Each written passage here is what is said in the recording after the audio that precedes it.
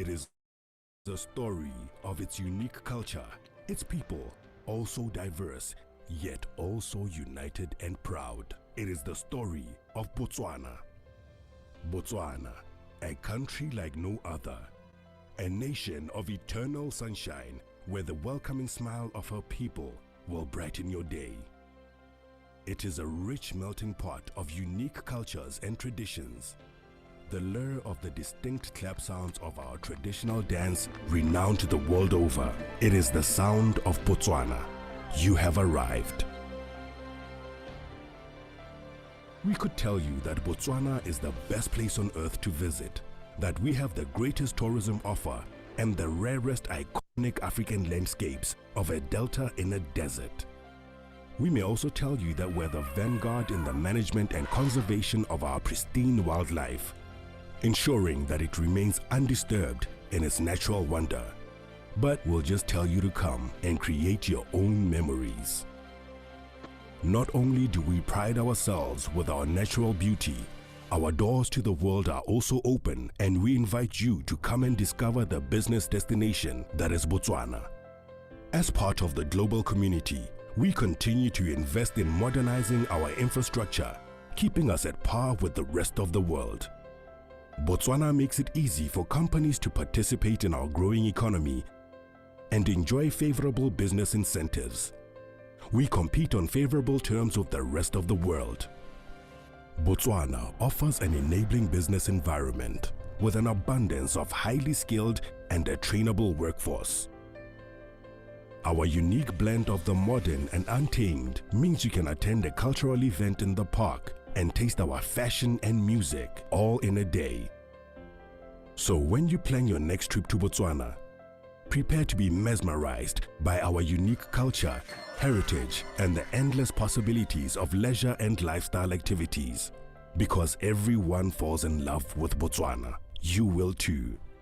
Come to Botswana, our pride, your destination.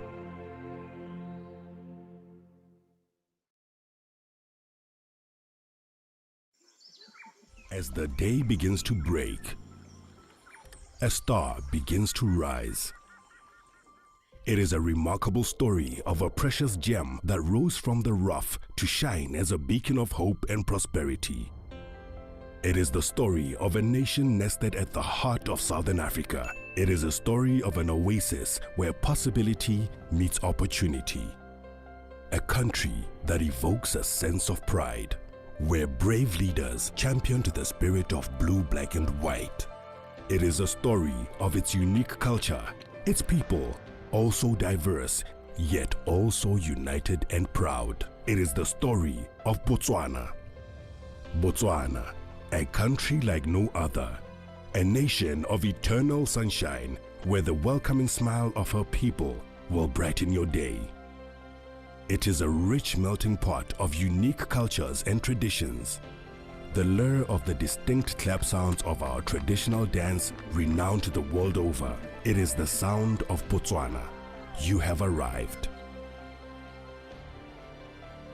We could tell you that Botswana is the best place on earth to visit, that we have the greatest tourism offer and the rarest iconic African landscapes of a delta in a desert. We may also tell you that we're the vanguard in the management and conservation of our pristine wildlife, ensuring that it remains undisturbed in its natural wonder. But we'll just tell you to come and create your own memories. Not only do we pride ourselves with our natural beauty, our doors to the world are also open, and we invite you to come and discover the business destination that is Botswana. As part of the global community, we continue to invest in modernizing our infrastructure, keeping us at par with the rest of the world.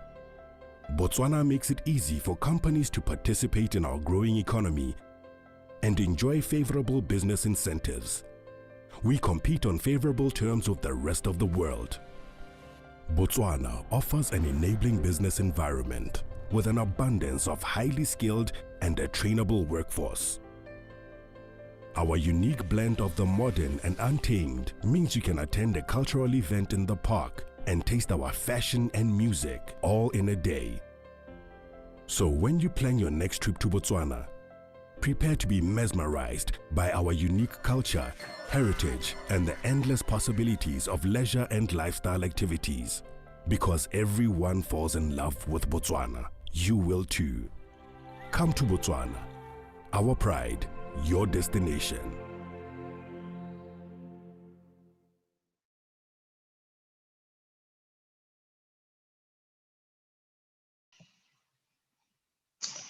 Good afternoon, Honorable President, distinguished delegates. Allow me to recognize Honorable Christophe Mboso Nkodia Pwanga, the SADC Parliamentary Forum President and Speaker of the National Assembly of the Democratic Republic of Congo. Honorable speakers, honorable members of national parliaments and head of delegations, our partners here present in their diversity, our revered and distinguished resource persons from the Africa Continental Free Trade Area Secretariat, His Excellency Wamkele Mene, Secretary General, Dr. Katula Sibanda, Directorate of Industrial Development and Trade, representing the SADC Executive Secretary, Dr. Stegomena Lawrence Tex, Mr. Paza Budale, Chief Negotiator, Ministry of Investment, Trade and Industry in the Government of Botswana, Her Excellency, my sister, Ms. Paulina Mbala Elago, Executive Secretary of SACU in Windhoek. It is with immense pleasure and satisfaction that I introduce the esteemed moderator for this August Plenary Assembly of the Forum Symposium, Honorable Musi Khafela, Member of Parliament, Minister of Investment, Trade and Industry. As you're well aware, the Honorable President of the Forum, Honorable Christophe Mboso Nkodia Pwanga, will address this August Symposium on the theme that has been identified. At this juncture, and before handing over to the Honorable Minister, I would like to add that the symposium represents the pinnacle of the deliberations which started at the level of the standing committees, the executive committee, and the SADC Parliamentary Forum Secretariat. Indeed, the establishment of the African Continental Free Trade Area has been actively discussed at all levels of the forum, relating to trade and investment, and upholding of this crucial theme by the Plenary Assembly demarcates a zenith attained through parliamentary efforts. In this respect, I would like to lend my sincere appreciation to the Parliament of Botswana, which has without hesitation endorsed the theme for engaging this August 49th Plenary Assembly session. The proactiveness of the Parliament of Botswana, under the supervision of the Honorable Speaker, Skelamani, constitutes giant steps towards the domestication of the African Continental Free Trade Area. And I'm confident this move will remain as an everlasting testament of the goodwill of Botswana in perpetuating the benefits of the trade agreement. With these words, and without further ado, I now gracefully hand over to the moderator of this session, Member of Parliament, Honorable Musi Khafela. I thank you and welcome to this symposium.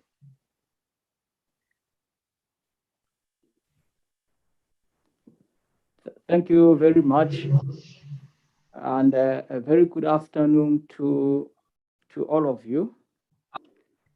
And let me express my profound gratitude for the opportunity given to me to coordinate or to moderate this afternoon's session. Mr. Speaker of the National Assembly of the Republic of Botswana, Mr. Pandu Skelemani, members of the SADC Parliamentary Forum, our panelists for this afternoon's session, Your Excellency Wamkele Mene, Secretariat of the African Continental Free Trade Area, our Secretary General for SADC, or Executive Secretary, I beg your pardon, for SADC, Dr. Stechomena Tax, the Executive Secretary of the Southern African Customs Union, Ms. Paulina Ilago, our Chief Negotiator, Mr. Paja Gutale, Chief Negotiator in Botswana. Let me take this opportunity to welcome all of you to this afternoon's plenary session of the SADC Parliamentary Forum under the theme Leveraging the African Continental Free Trade Area for Post-COVID Economic Recovery in Southern Africa, the role of SADC Parliamentary Forum and national parliaments. Today's plenary session comes at the right time when we engage lawmakers in the region as one of the stakeholders of paramount importance in ensuring that the African Continental Free Trade Area is implemented to its optimal capacity. The agreement to this area lending to the growth of intra-Africa trade and the complementary growth of African economies. As I've said, I'm profoundly pleased this afternoon to be chairing this session. I thank you.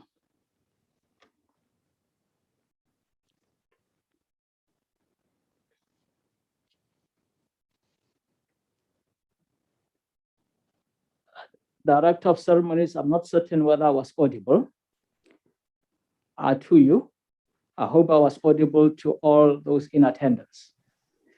Indeed, Honorable Minister, you are audible. We could hear you clearly. At this point, Honorable Minister, you could proceed to invite those who are identified in the program to present accordingly. At this point, I believe it is the President of the SADC Parliamentary Forum who should be invited to take the floor. I thank you. Thank you very much. Yes, indeed, the next two to take the floor to progress this forward is the SADC President, Parliamentary Forum President, and Speaker of the National Assembly of the Democratic Republic of Congo, Honorable Christopher Mboso Ngodia Puanga. I hope I've pronounced you correctly, sir. So the floor is open to you. I grant it to you, sir. Thank you. Merci, chers collègues. Avant de prononcer mon discours, je voudrais vous dire que je suis heureux de me trouver parmi vous en ce moment ici. Donc, merci. Vous avez très bien prononcé mon nom. Merci beaucoup. Merci. Je m'en vais prononcer mon discours de circonstance. Honorable Pandu Tombola Skelemani, membre du Parlement hôte de la 49e Assemblée plénière et président de l'Assemblée nationale de la République de Botswana. Honorables membres du comité exécutif et chers collègues, honorables présidents des assemblées nationales, des parlements nationaux et chefs de délégation, honorable Martin Goga, président de l'Assemblée législative de l'Afrique de l'Est, ici représenté, honorable président du caucus régional des femmes parlementaires, messieurs les ministres de l'investissement, du commerce et de l'industrie de la République de Botswana, madame la secrétaire générale du Forum parlementaire de la SADC, honorables parlementaires, distingués invités en vos titres et qualités respectifs. Je voudrais souhaiter à tous la bienvenue à cette 49e Assemblée plénière virtuelle qui a pour thème tirer avantage de la zone de libre-échange continentale africaine pour la reprise économique post-Covid en Afrique australe. Le rôle du Forum parlementaire de la SADC et des parlementaires nationaux et des parlements nationaux. Je voudrais souligner à l'intention des participants que cette session, conformément aux objectifs du Forum, vise la promotion du renforcement des capacités parlementaires de la SADC et des autres partenaires qui interagissent avec le Parlement en tant qu'institution. Ainsi, ce symposium permettra de familiariser le représentant du Forum aux principes cardinaux de la zone de libre-échange continentale africaine afin de favoriser la pertinence des délibérations. Honorable Président et chers collègues, honorables parlementaires, distingués invités, la crise sanitaire de la COVID-19 s'est rapidement transformée en une crise économique et financière. Au moment de cette adresse, la plupart des États membres de la SADC luttent pour financer leur budget et maintenir un faible déficit budgétaire. De surcroît, le recours à la dette publique s'est également accru dans la région afin de permettre à nos États de financer le système de santé publique en vue de lutter contre la COVID-19 ou pour acquérir des vaccins.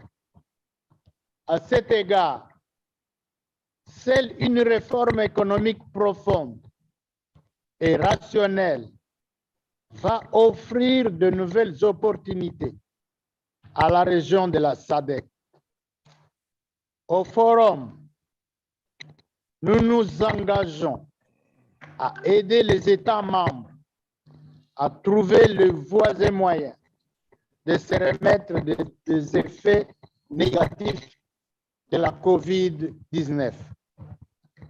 Le thème de la présente session insiste sur la nécessité pour la région de la SADC de promouvoir la coopération régionale et d'envisager des solutions innovantes qui peuvent favoriser l'intégration régionale tout en augmentant les flux commerciaux et les produits intérieurs bruts par habitant au sein des États membres. Honorable Président et chers collègues, honorables parlementaires, distingués invités, comme le nom de l'accord le suggère, la mise en place d'une zone de libre-échange signifierait que le flux commerciaux intra-africain se ferait sans barrière tarifaire. En vertu du principe de non-discrimination, les marchandises importées seront soumises au même traitement que les produits fabriqués localement et les traitements accordés à la nation la plus favorisée s'appliquera à tous les États africains. Le flux commercial fournira également les incitations nécessaires pour attirer les investissements étrangers qui peuvent créer de nouvelles opportunités pour les citoyens de la SADC. J'imagine donc que cette zone pourra favoriser la création d'emplois et l'intégration des populations de notre région. Toutefois, cette zone ne doit pas nous faire oublier l'écart de développement qui existe entre nos différents États. Il y a donc nécessité de planifier une période d'harmonisation de nos économies afin de les adapter à opérer dans une zone de libre-échange. Cette période d'adaptation permettrait de répondre aux problèmes de la convertibilité de nos monnaies et la mise en place de normes concernant la qualité des produits et des services. Ainsi, nous devons savoir qu'aujourd'hui, de nombreuses étapes doivent encore être franchies en vue de l'appropriation de cet accord de libre-échange. On s'attend donc à ce que cette auguste assemblée plénière délibère de manière constructive sur la question et prenne les résolutions nécessaires qui guideront les États membres de la SADC dans le processus de domestication et d'incorporation. Honorable Président et chers collègues, honorables parlementaires, distingués invités, au cours de cette session, les membres auront un aperçu plus précis des implications de l'accord et des avantages potentiels à la région de la SADC. À cet effet, j'aimerais rappeler que la zone de libre-échange continentale africaine n'est pas une fin en soi, mais qu'elle représente en fait le début d'un processus de libéralisation commerciale qui profitera à tous les peuples africains en général et à ceux de notre sous-région en particulier. Sans nul doute, le Parlement en tant qu'institution se trouve au centre de ce processus en raison de la nature de sa mission. Ainsi, les parlementaires veilleront au contrôle, au suivi et à l'évaluation des mesures prises par l'exécutif pour la mise en place effective de la zone de libre-échange continentale africaine. Il n'est donc pas besoin de revenir en détail sur la mission de nos parlements. Je formule le vœu de voir nos différentes assemblées travailler d'arrache-pied pour l'effectivité de cette zone et veiller aux intérêts de nos populations. Honorable Président,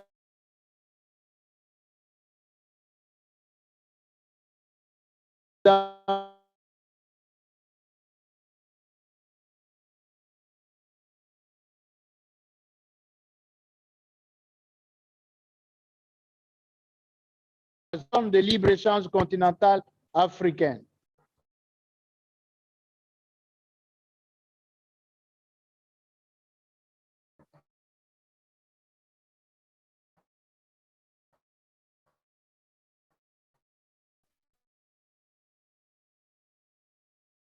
Et en phase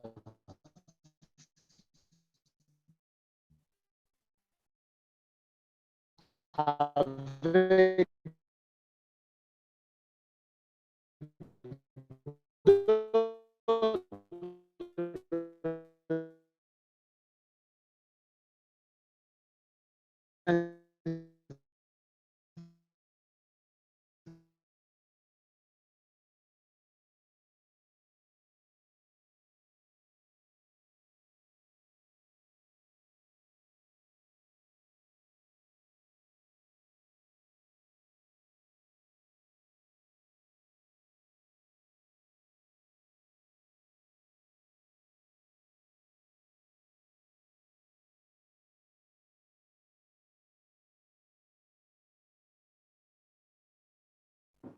Shall we give them a little bit of time to try and resolve it? I've lost them for the past 30 seconds, and I could not hear what the Honorable Speaker of the National Assembly of the Republic of Congo has said.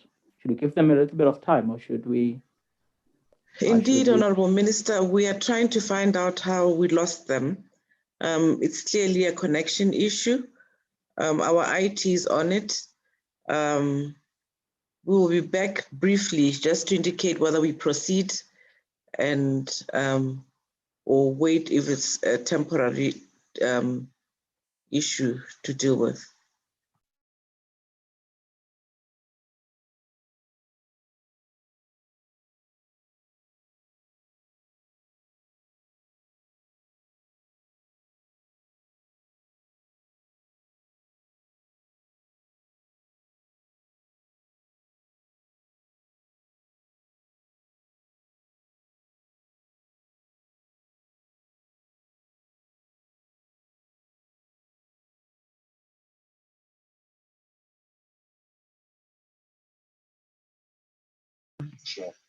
Honorable Minister, we are requested to give them at least a minute or 30 seconds.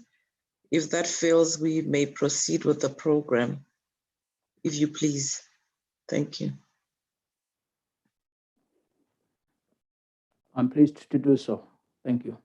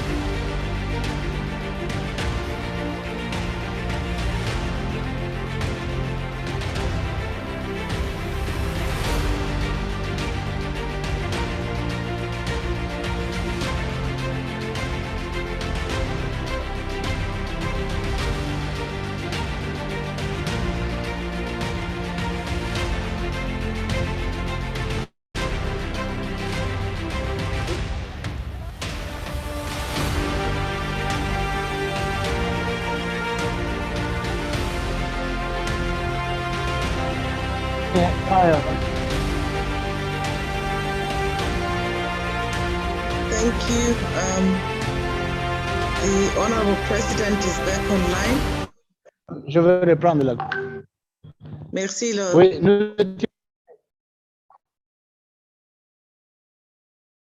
merci. Honorable Président, chers collègues, honorables parlementaires, distingués invités, à ma qualité de président du Forum, je voudrais souligner le fait que la zone de libre-échange continentale africaine est en phase avec d'autres instruments juridiques en cours d'élaboration. En effet, la loi type de la SADC sur la gestion des finances publiques et la loi type de la SADC sur la violence basée sur le genre promeuvent la prospérité socio-économique à tous les citoyens de la SADC, indépendamment de l'âge, du genre, du sexe et d'autres déterminants sociaux. La zone de libre-échange continentale africaine a en partage les mêmes valeurs. Il est heureux de constater que, doté des instruments juridiques adéquats et de l'expertise nécessaire pour le mettre en œuvre, les États membres de la SADC peuvent converger vers un modèle économique comprenant un développement industriel dynamique, une fluidité commerciale, une démocratisation de l'économie et une création de richesses ayant un effet d'entraînement d'un État membre à l'autre. Pour conclure, je souhaite exprimer mes remerciements aux personnes ressources qui présenteront les thèmes connexes au profit de cette auguste assemblée plénière. Sur ces mots, je vous souhaite une agréable session. Je vous remercie.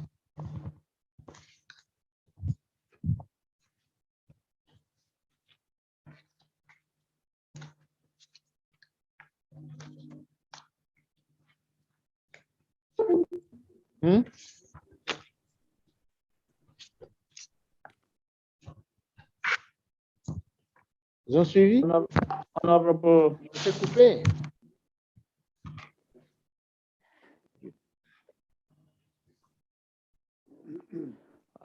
Honorable Mr. President, Je vous remercie. We have substantially heard you, except for that momentary disruption, but we have heard the substance of it.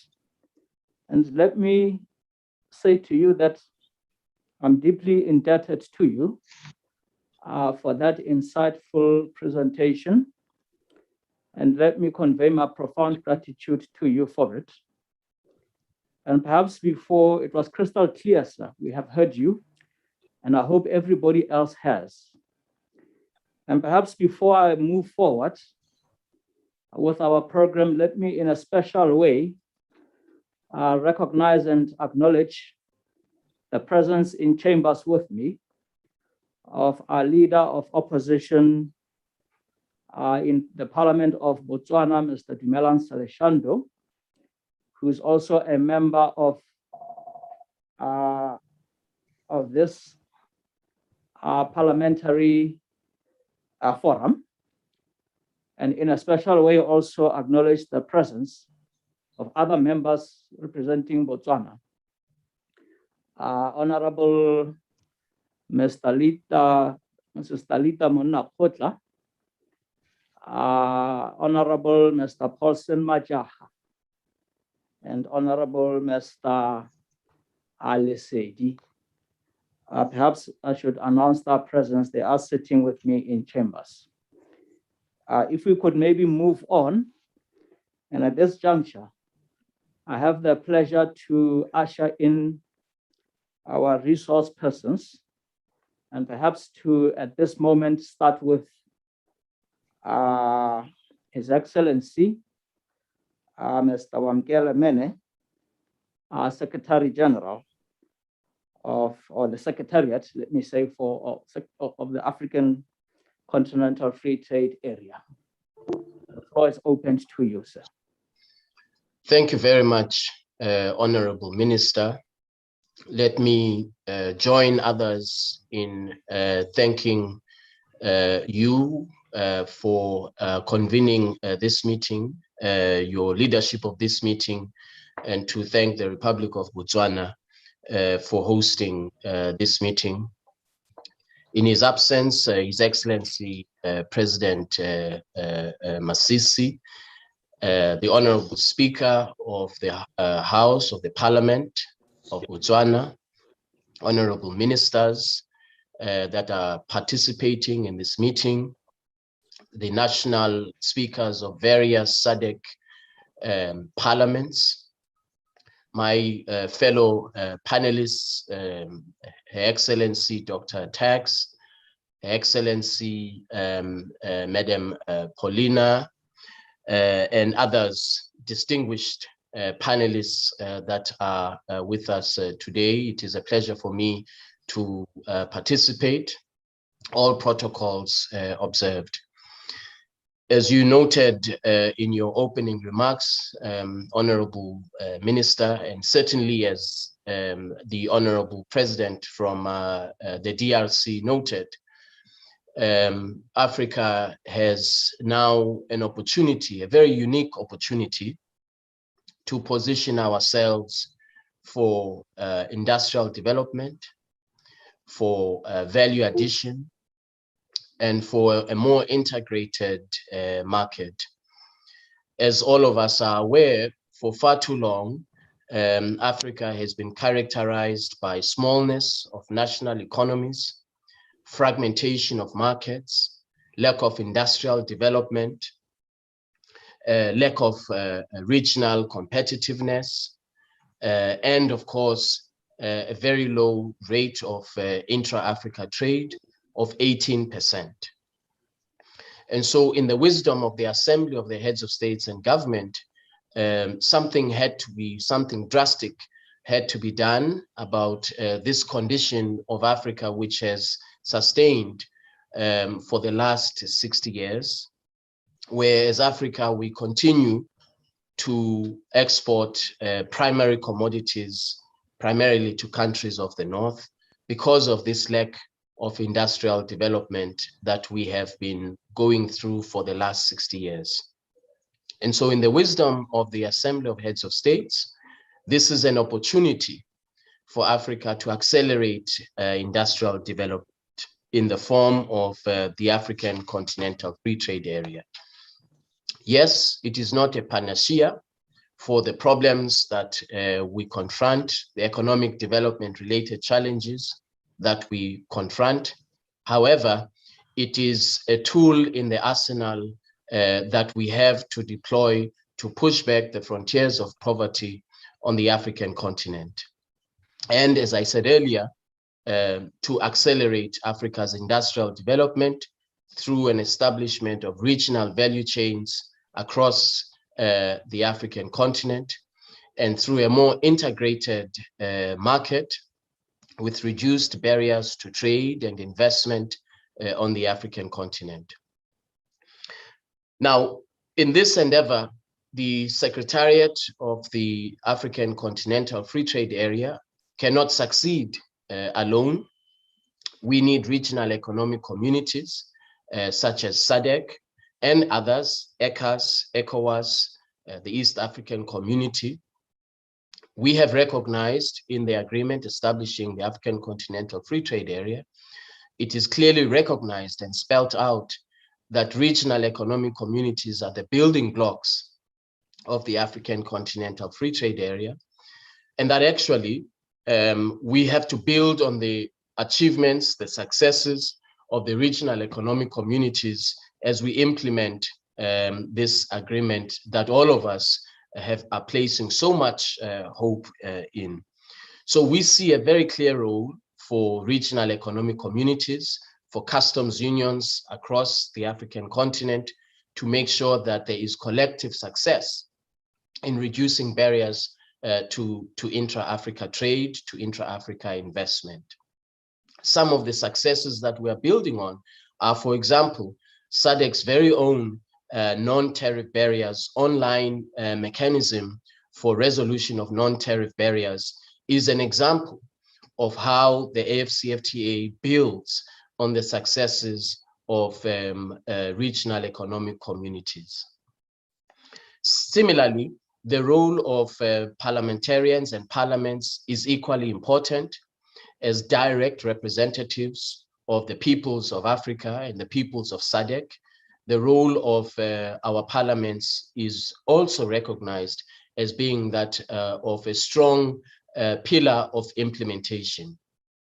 Many of our parliaments have already ratified the agreement establishing the African Continental Free Trade Area. Today, 38 parliaments across the African continent have approved the ratification of the agreement establishing the African Continental Free Trade Area, making this the fastest instrument in the African Union to be ratified. So clearly, as an example, parliaments across Africa have already demonstrated their commitment to market integration, to regional integration on the African continent, and all 38 who have done so have applied their minds to what this means for their country's economy, what this means for countries' legal frameworks, and what it means for a country's obligations, its constitutional obligations. All of these things have been done by national parliaments and legislatures across the African continent. One function that I think will continue to be important, if I may respectfully submit, Your Excellencies and honorable members of parliaments, one function that will continue to be very, very important is a monitoring and evaluation function. These regulations that we have agreed to, these laws that we have agreed to, these norms that we have agreed to in the African Continental Free Trade Area have to be domesticated. And you have taken the step of domesticating them through the approval process for ratification. But the next step will be to monitor and to make an assessment of whether or not each country's laws is consistent with the agreement as it stands and with the regulations and the requirements and the legal obligations of the agreement as we have agreed. In very, very important areas, we have made significant improvements at law in the area of trade facilitation, customs procedures, customs cooperation, all of these things that enable trade to happen in our region, all of these things that enable trade to happen efficiently. The trade facilitation regulations and measures that we have agreed to will have to be monitored in terms of implementation, and we will have to align our national functions, our national laws for trade facilitation, for customs procedures. We will have to take the additional step of aligning them with what is in the agreement that establishes the African Continental Free Trade Area. And so the role of parliaments continues to be important. It continues to be relevant in the context of implementation of the African Continental Free Trade Area. It is not going to be only a function of the regional economic communities, the Afcfta Secretariat, as well as national ministries of trade and industry, but it is also going to be a role for parliamentarians. And I look forward to us having this very important partnership as we implement this agreement going forward. As you know, the COVID-19 pandemic has had a very severe impact on all of us. For the first time, according to the World Bank, for the first time in 30 years, Sub-Saharan Africa experienced a contraction in GDP, close to 5% contraction in GDP in the year 2020. Our exports declined by over 50%.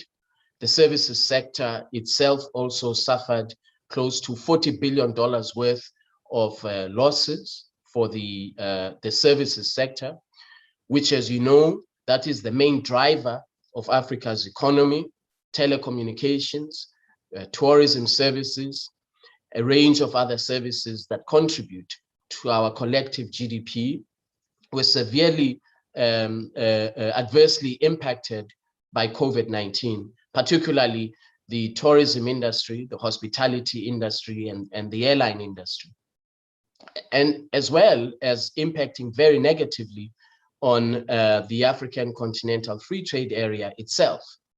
We were scheduled to have started trading last year on the 1st of July 2020, but due to the fact that 42 countries in Africa were either in a full or a partial lockdown, we had to take account of this and delay the start of trading for the Afcfta under the Afcfta preferences.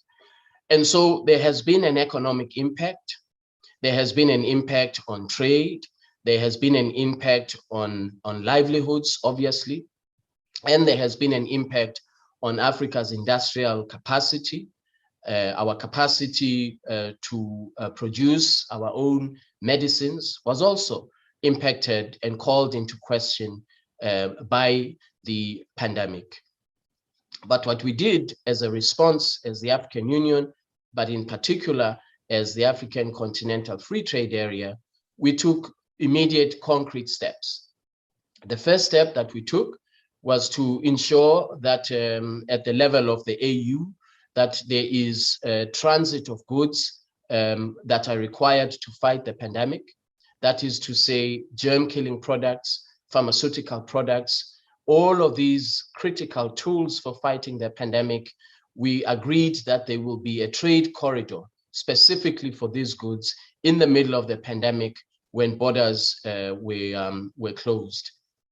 Second, we mobilized resources in the COVID-19 fund and ensured that there was fair and equitable distribution of equipment that is required, personal protection equipment, as well as ventilators that all of us needed to fight the pandemic.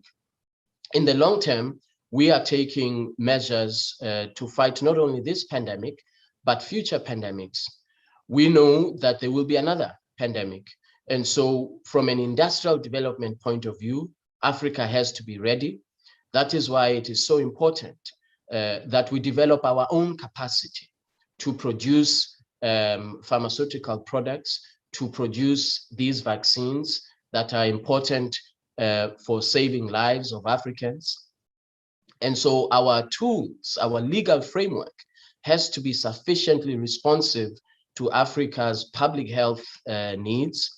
That is why in the protocol on intellectual property rights, we will make sure that there are sufficient legal flexibilities to enable African countries, more African countries, to produce their own vaccines, to produce generic drugs that will ensure that there is access to public health and that it will ensure that there is access to affordable public health.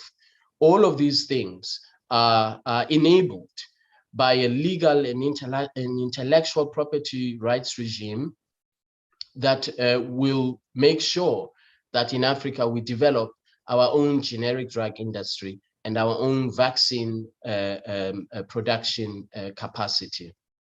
These are the short-term and long-term measures that we are embarking on to ensure that we combat COVID-19, but also so that we are able to preempt other pandemics that will come in future.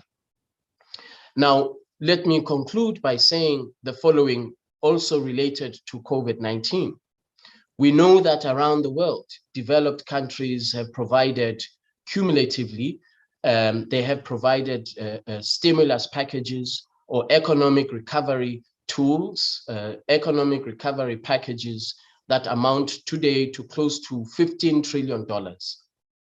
The European Union is close to 900 billion euros. The United States is close to $8 trillion of stimulus packages that they have provided for their own economies, so that their own economies are rejuvenated and are able to recover much, much faster than they would have without the support from governments. Not a single African country is in a position from a monetary policy standpoint or from a fiscal policy standpoint, not a single African country is in a position to provide millions and millions of dollars in stimulus package or economic recovery package. And so for Africa, the hope for a quick and a rapid recovery is aggressive implementation of the African Continental Free Trade Area. Because I believe that through reducing barriers to trade, increasing intra-Africa trade, increasing intra-Africa investment, increasing the impact of the services sector on our overall GDP, this is what is going to drive Africa's recovery post-COVID-19. It is Africa's own economic rejuvenation that will be Africa's stimulus package, that will be Africa's economic recovery tool. We are not in the same position as many countries in the developed world, and so we have to use the available resources to make sure that Africa recovers much, much faster. And so that is why I urge all our governments that have not yet ratified the agreement establishing the Afcfta to do so as speedily as they can, so that all of us can contribute to boosting intra-Africa trade, which will then be the economic driver for the recovery that Africa requires, so that we get back to economic growth of around 4-5% on average, which was the growth point at which the continent was before the onset of COVID-19. So, Honorable Minister, I thank you very much for the opportunity to share with you the objectives of the African Continental Free Trade Area. I look forward to working with all of you, parliamentarians, the honorable speakers of the houses across the African continent. I thank you very much.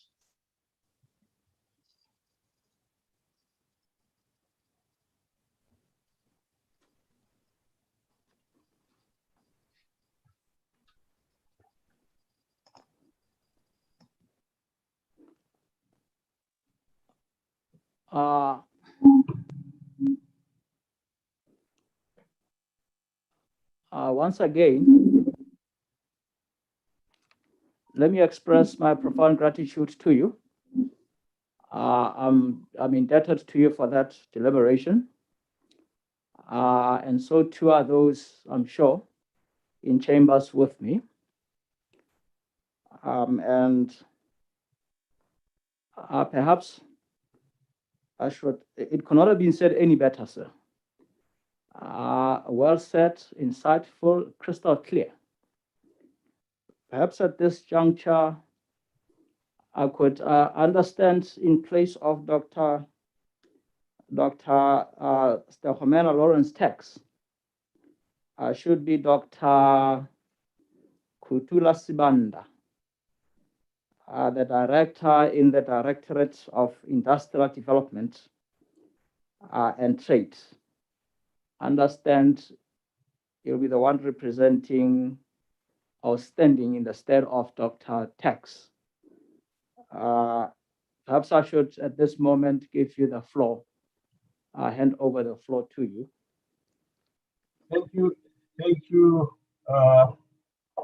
Thank you so much, I wish to really start by thanking the organizers of this important event for inviting the SADC Executive Secretary to speak, Your Excellency Dr. Lawrence Tegomena Tex. Unfortunately, due to other pressing commitments, she couldn't be with us today.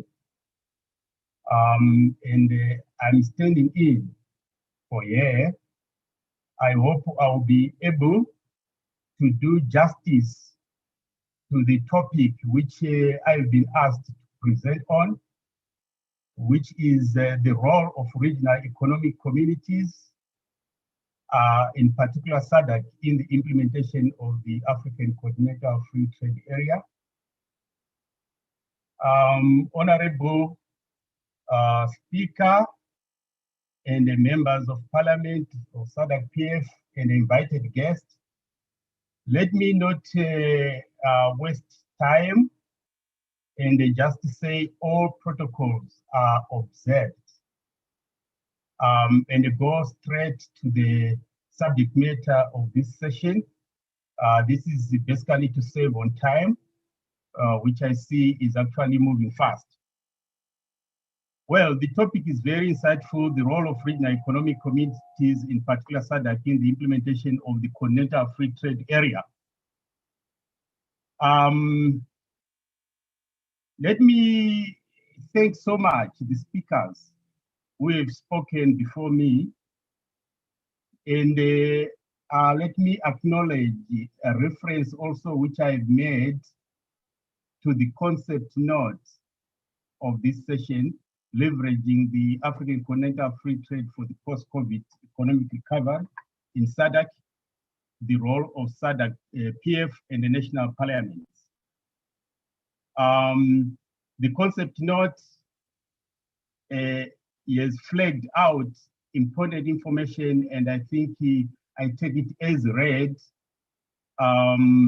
The speakers have also raised very important information, qualitative information, together with some statistics, which I will not dwell much on.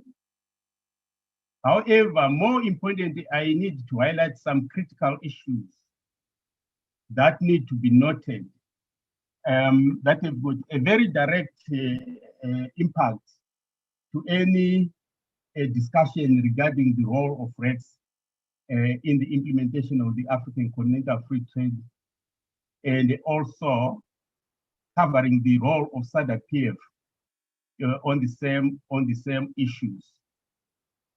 I have identified, honorable members of parliament, speakers, and invited guests, some variables which I think we needed to ponder on. We needed to put some thoughts on. There are just some few variables which I've selected, which I think should be at the back of our mind when we discuss this topic. The first one is a positive one, but very in the domain of what I can say. In fact, one of the speakers have indicated potential benefits. And I underline the word there, potential benefits of the Continental Free Trade Area. I think the statistics are very clear. The population, a very critical factor, 1.2 billion people. The current GDP of 3 trillion, very clear. Of course, SADC is also there with its 360 million people, and also a combined GDP within SADC of 694 billion. So this is a potential market. The Continental Free Trade Area offers a potential a market for industry to grow, create jobs, and supply this huge market, leading to improvement in livelihoods and poverty reduction in Africa. So we are looking here at a potential. We are looking at a big cake, but which is far away. The question is how to reach there.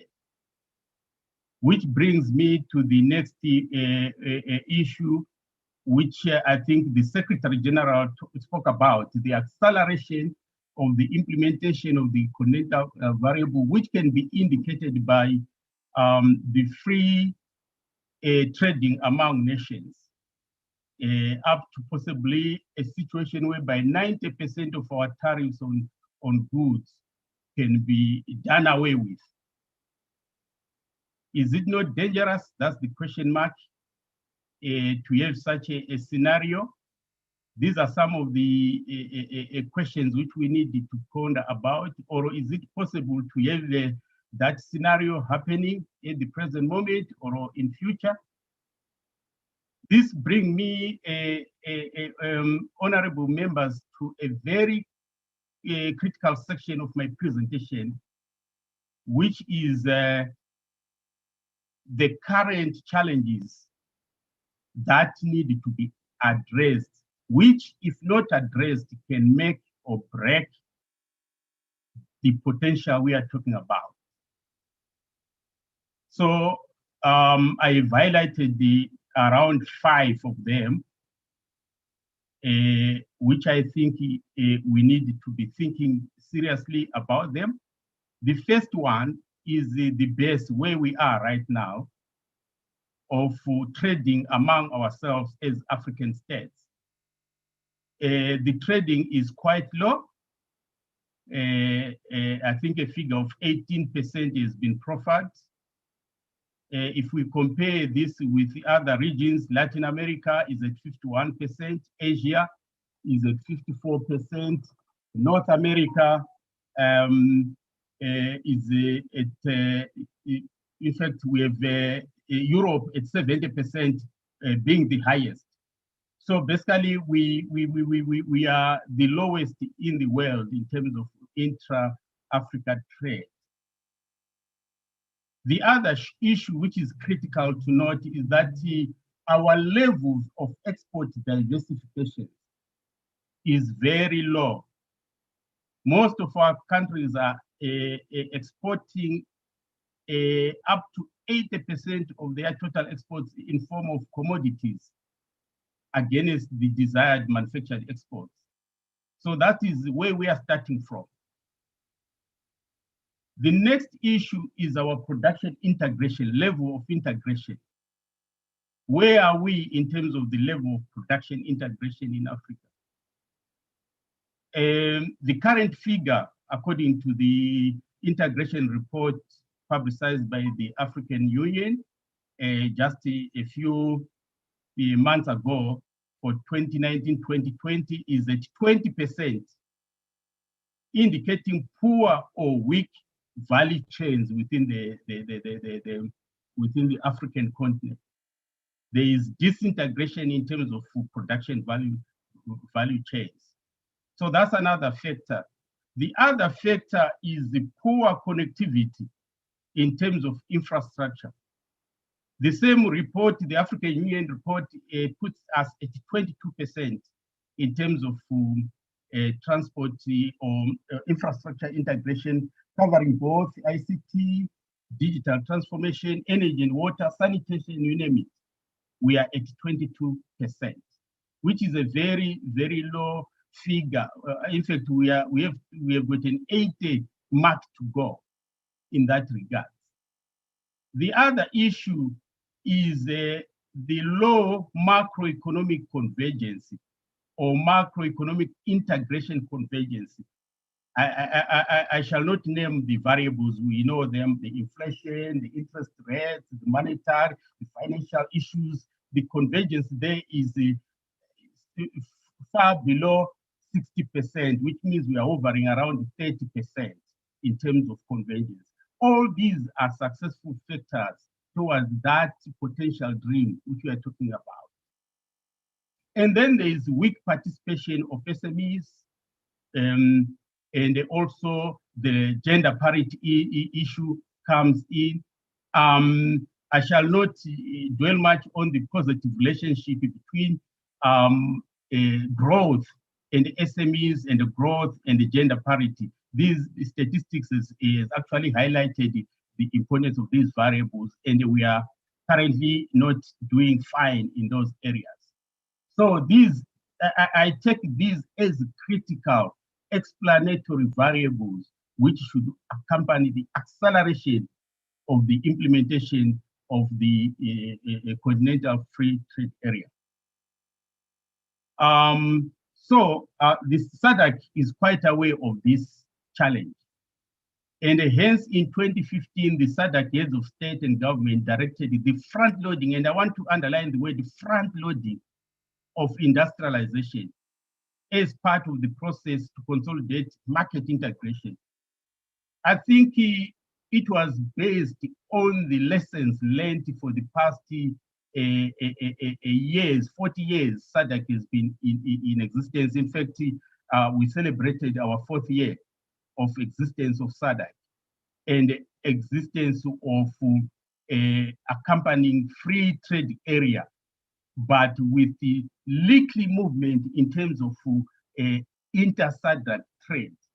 The inter-SADC trade has remained hovering at around 15%, 16%, thereabout for a couple of years in the past. And this is an important lesson now to the continental free trade area. So the wisdom of the heads of state then discovered that without industrialization, it remains a pipe dream to improve the intra-SADC trade, which can be replicated. The same argument can be replicated to the continental free trade area. Without industrialization, that statistics which we are talking about will remain hovering at the same place. That's why I asked whether is it possible to accelerate the opening up without industrialization? Where will the goods come from if the product complementarity is the same? We are all selling raw commodities. How would we trade and increase intra-trade among ourselves? That's the question mark, and it's a critical question mark. So taking into account the guidance from the heads of state and government, SADC adopted the SADC Industrialization Strategy and Roadmap 2015 to 2063, which seeks to achieve economic and technological transformation of the region through, among others, promotion of investments and a partnership with private sector, both domestic and international investors included in that respect. The strategy is actually in line with the AU Agenda 2063 and it seeks to address the challenges and threats to success of the free trade area, which are the ones which I have highlighted above. It is accompanied by the 3 pillars, the industrialization pillar, the competitiveness pillar, and the regional integration pillar. As a follow-up to this, for the next 10 years, the SADC has actually prepared a new Regional Indicative Strategic Development Program, RSDP, 2021 to 2030. This is meant to address, taking into account that SADC is a building block to the continental free trade area. We hope that as we implement the components of the RSDP 2021 to 2023, SADC will be contributing to the success of the continental free trade area. And the areas which are flagged out in this strategy for the next 10 years is number 1, the consolidation of the SADC free trade area and the COMESA EAC SADC free trade area as a building block towards the continental free trade area. So we are not throwing away the issue of opening up. We are not throwing it away, so we continue to enhance the removal of technical barriers, the removal of non-tariff barriers to trade, and finalizing the remaining work under the rules of origin in the context of the SADC Protocol on Trade. And our work has been also been visible during COVID-19, where SADC paid significant attention towards ensuring that trade across SADC is not disrupted due to COVID. It is important to ensure that the provisions of the protocol on trade continue to be implemented, and the role of SADC-PF in terms of monitoring the various annexes which accompany this trade protocol is very critical, together with supporting the remaining initiatives on the ratification of the COMESA EAC SADC Free Trade Area. Here we note that there are some member states which still have to ratify, including some which are members of the SADC region. There is also the protocol on trade in services, which is also pending ratification or pending enforcement, because some ratification are still required to obtain the 2/3 margin, which is required for it to enter into force. So that's the first pillar. The next pillar under our efforts to support the continental free trade area in the context of the RSTP is the industrialization and productive sectors pillar.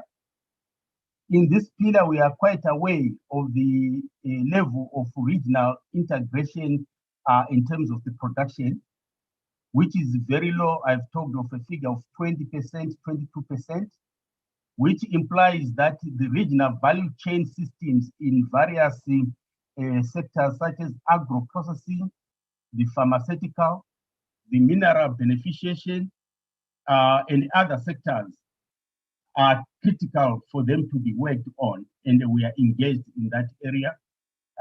In the context of the COVID-19, SADC is actually working with the cooperative partners to support member states towards the enhancement of the capacity to manufacture COVID-19 related essential medical supplies.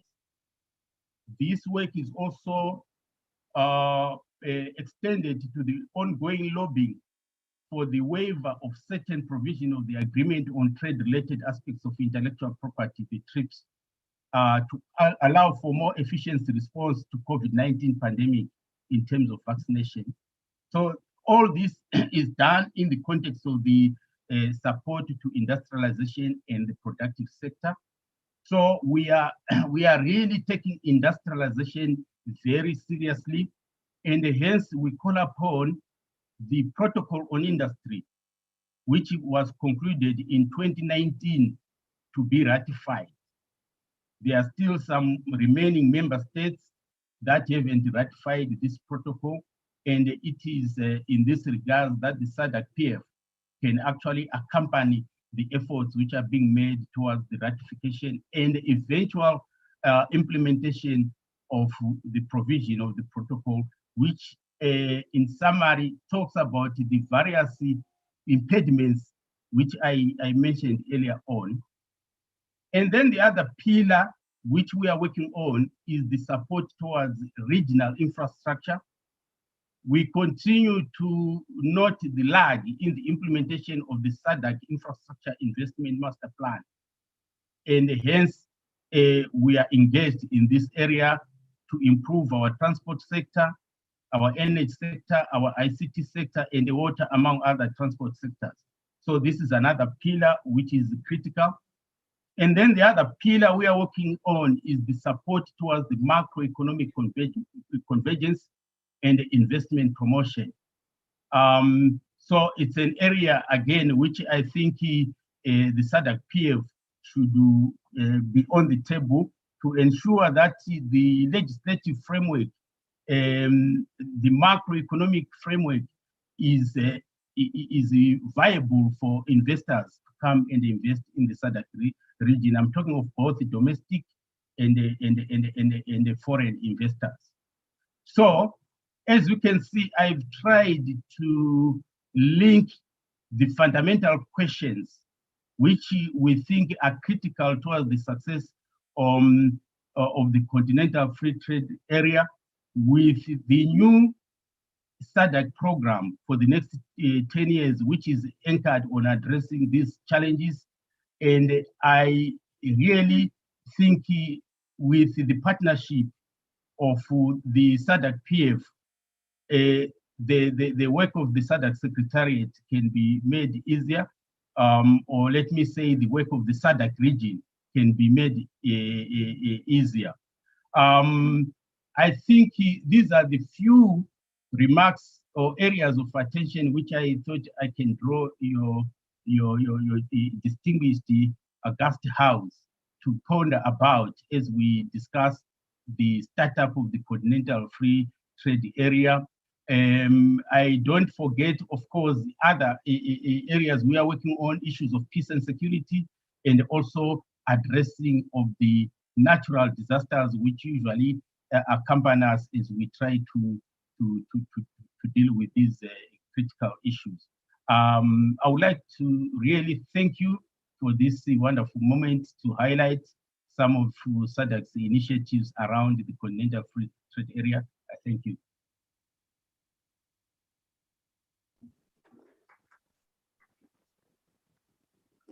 Dr. Sibanda, thank you very much.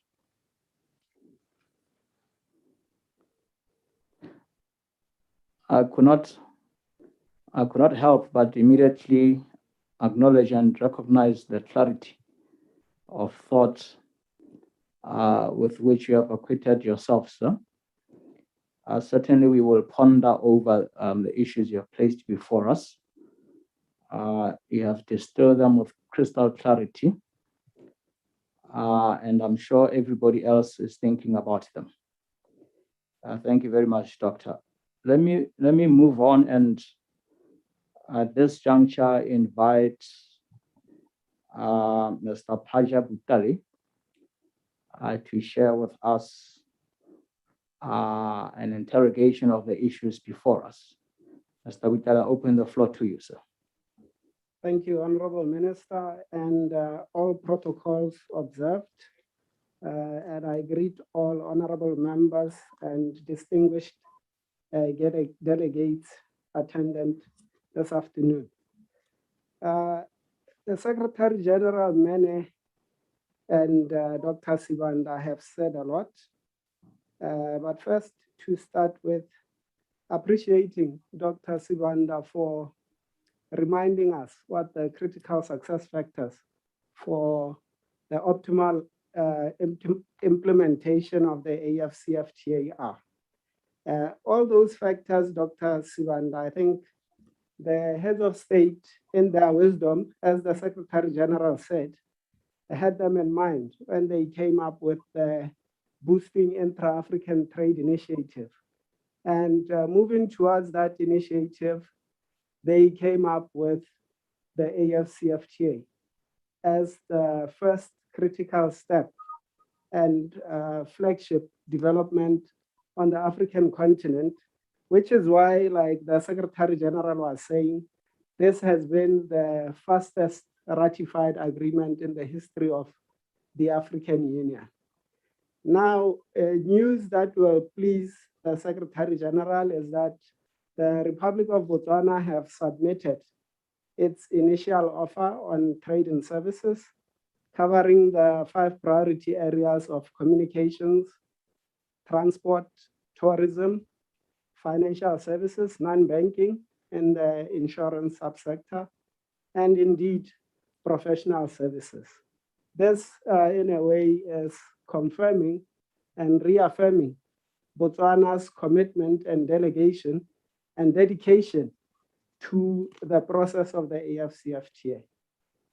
Now, I will not delve into issues that have been said by prior speakers, but go straight to the benefits, honorable members, the benefits of the Afcfta and the immense potential it brings for Africa as a continent, and by extension, the individual and sovereign states that constitute both the African Union and the Southern African Development Community, being SADC.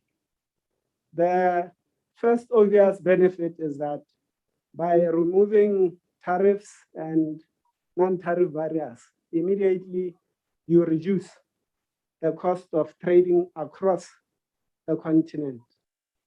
And by now enumerating the 3 pillars of the Afcfta, as pointed out by Dr. Sibanda, you need the correct infrastructure, you need a developed industrial base to be able to manufacture finished products, and you need an integrated market. Now, the integrated market is supported by the Free Trade Area Agreement, that is the Afcfta. But for it to benefit Africa, you also need those other 2 complementary pillars. So I will appeal to members of the Parliamentary Forum that in approving budgets and development plans, they look at ensuring that trade facilitative infrastructure is developed across the African continent to reduce further the cost of doing business between African states. Because throughout history, as correctly pointed out, Africa has been just a conveyor of raw materials or unfinished products to the East and the West. And now the Afcfta is a first step towards changing that whole narrative. Now, by developing industry and creating value chains on the continent, indirectly, the corollary effect is that we are going to greatly reduce the unemployment rate, which has afflicted mostly women and youth. And by simplifying and agreeing to customs procedures which are predictable, transparent, and harmonized across borders, it makes it easier for traders to take cargo from Gaborone to Lubumbashi in the DRC. So this is by way of trying to illustrate the effect that a fully functioning and optimal operating Afcfta is going to do to transform the African economy and to develop Africa's economy. Now, coming back to the local economy, what have we done to sensitize stakeholders about the opportunities that are bound resulting from the Afcfta? So far, we have tried to engage all important stakeholder groups, be it Women's Association, we have met Women in Business Association of Botswana, be it the youth. We have engaged the Youth Association for Leadership Development in Africa. And indeed, Secretary General, we did arrange for you to meet delegates from YALDA. We have also engaged financial institutions about the issue of trade finance, especially for SMMEs, and how SMMEs trading across borders through the Afcfta offer a new avenue, especially for financial lending institutions to grow their business. And I'm glad to say that in Botswana, almost all the big private financiers have reached out to find out what is the Afcfta, what opportunities does the Afcfta present, and how can we as financial institutions participate in the implementation of the Afcfta.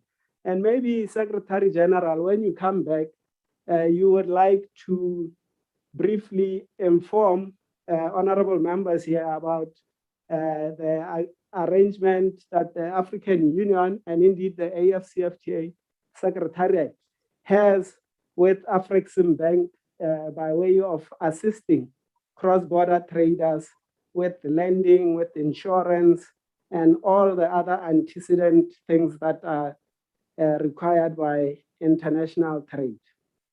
Now, talking about COVID, I think COVID has shown that indeed Africa must stand for Africa.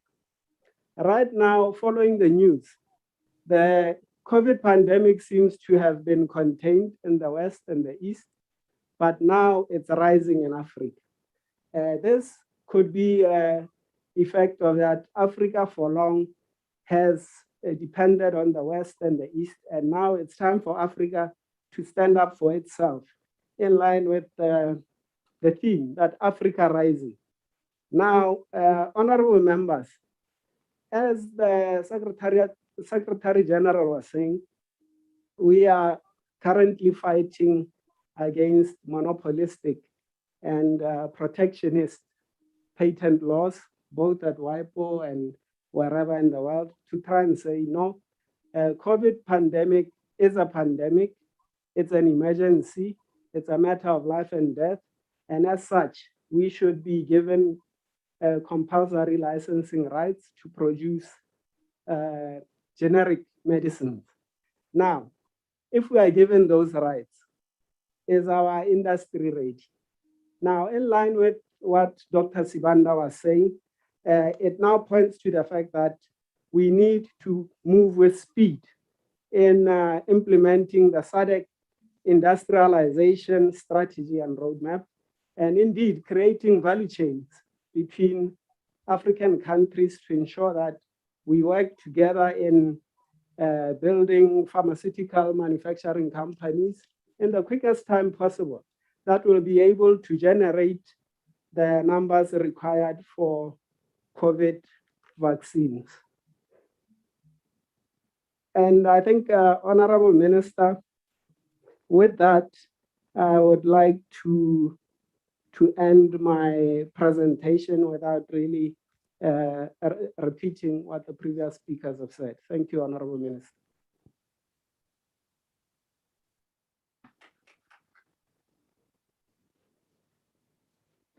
Thank you, Mr. Pasha Butale, for that insightful presentation and your interrogation of the issues. I'm equally indebted to you, sir, as the same way as with the others. Madam Ms. Paulina Mbala Ilago, I think you are next, ma'am, the Executive Secretary of the Southern African Customs Union. Ma'am, I give you the floor, please. Thank you, Honorable Minister, our moderator for this afternoon. Let me also stand by the protocol that has been established to save time. There's always a risk of being the last one to speak, that you would end up either repeating what has already been said or what you want to say has already been said in any case.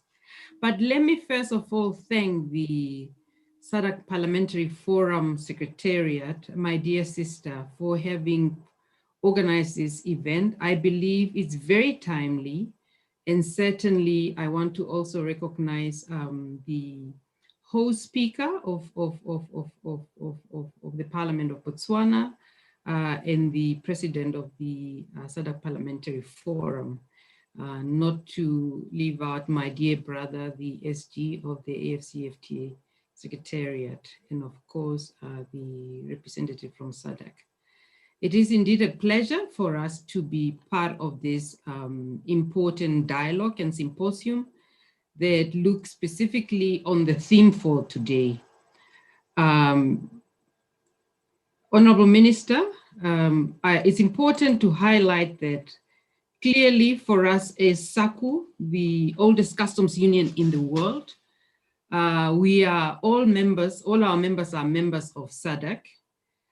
We are part of the SADC Protocol on Trade, the SADC EPA configuration, and of course, the customs union within the SADC trade protocol on trade.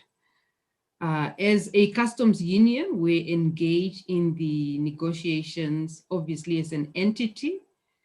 And so I would be speaking certainly from that perspective, focusing more on what it is that we are really doing to take advantage of the continental free trade area. And I think it's important in starting my, my presentation this afternoon to also just look at what the trade landscape is generally. The Secretary General did highlight that intra-Africa trade stands at about 18%. But then again, when you compare to others in the world, Latin America stands at 40%, Europe is 70%, Asia is 80, North America 70. So we're really at the lower end. And of course, trade with the rest of the world, that is Africa, stands at 50%. Now, this is clearly a sign that there's little trade taking place and there's scope for expansion of trade. And it also speaks to lack of market integration, which the Secretary General and all other previous speakers have spoken about.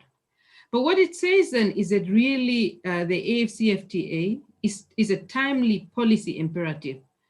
And in my mind, a game changer. Of course, as the Secretary General said, it's not a panacea for all, but it is a serious game changer in the African narrative.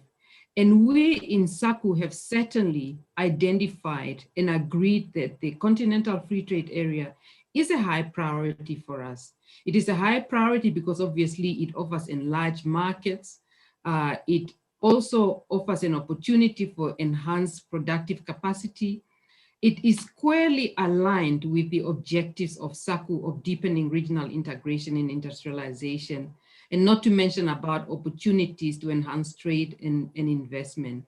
So really it is an important policy imperative and therefore a game changer, as I indicated.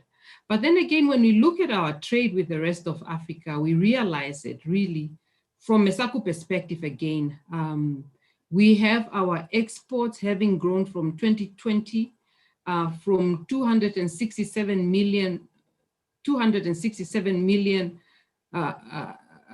rand to 423 million in 2019. Obviously, that is still small.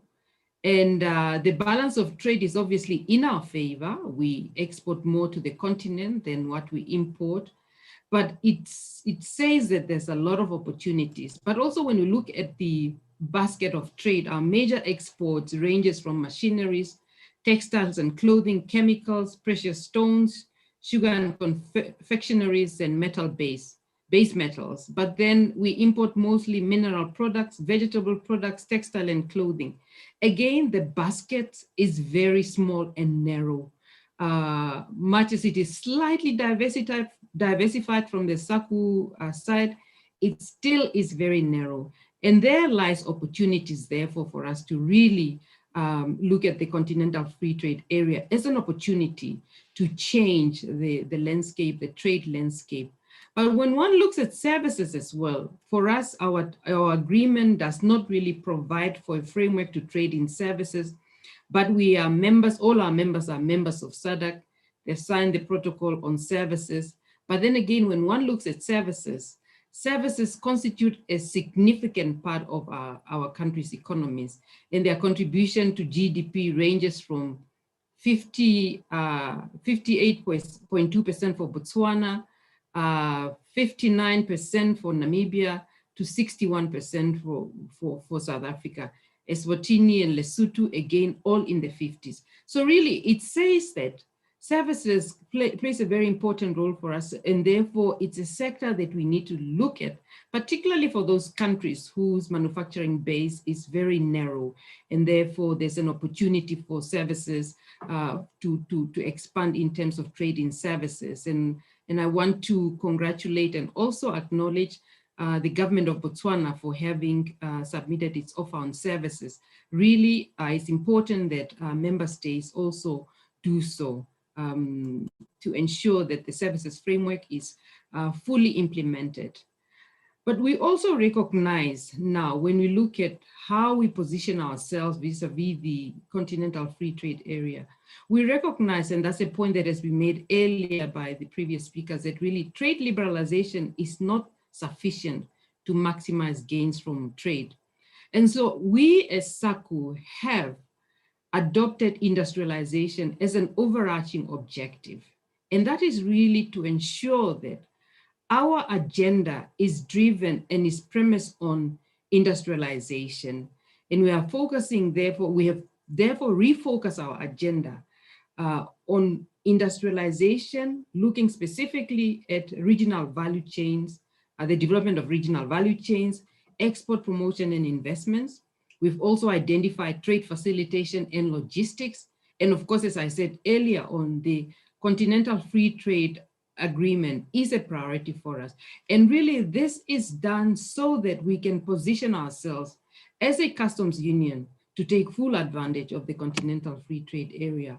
Of course, our industrialization agenda is based on the SADC industrialization strategy that was highlighted earlier on, because we believe that as members of SADC, our member states did not think that we needed to reinvent the wheel. And so we need to ensure that there's complementarity between what it is that we are doing and what is done at a wider regional level, which then also links squarely in with the continental objectives and ambitions. Director of Proceedings, Honorable Minister. Now, in terms of our own position with regards to regional value chains, we have identified priority sectors that we want to start with. And this is agro-processing. Under agro-processing, we're looking at leather and leather products, fruit and vegetables, and meat products. And then we've also identified textiles and clothing, and pharmaceuticals and chemicals. Obviously, pharmaceuticals, as it was highlighted earlier on, the outbreak of the COVID pandemic has really highlighted the weaknesses in our capacities, and particularly in the pharmaceutical sector, and the heavy reliance on imports of pharmaceutical products, not to mention PPEs. And so really for us, we are looking at how can we further inject capital and allow an opportunity to really develop this sector. And I'm also happy to notice that at the continental level, initiatives are being undertaken, because really Africa needs to ensure that it's self-reliant to a large degree in this sector. And I also want to acknowledge the announcement that was made by the African Development Bank of a $3 billion fund to support the pharmaceutical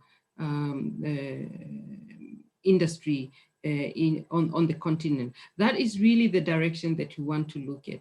And so for us, therefore, the work that we are looking at is engaging our sectoral partners. We've held sectoral roundtables where we're really looking at identifying what are those developmental potentials that exist in these identified priority sectors, and then what would be the investment that is required. At the same time, what are those export opportunities that currently exist and also potential in the future, depending on the advancement that we are making in industrialization, to take full advantage of the continental free trade area.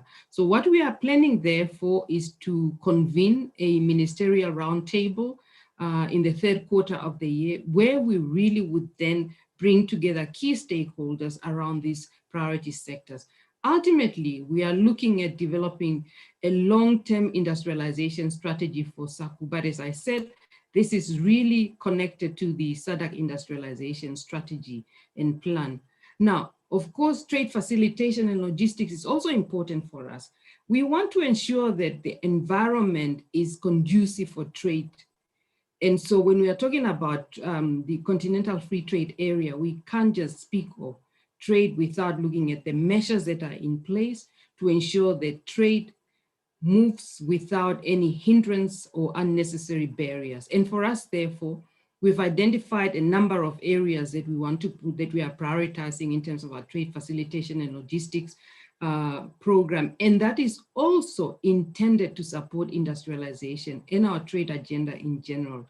And customs cooperation is one area where we're looking at simplification and harmonization of procedures. This is really work that we have been doing for years now, and it's really advancing that and ensuring that trade is efficiently, the movement of goods is at a lower cost and is efficient.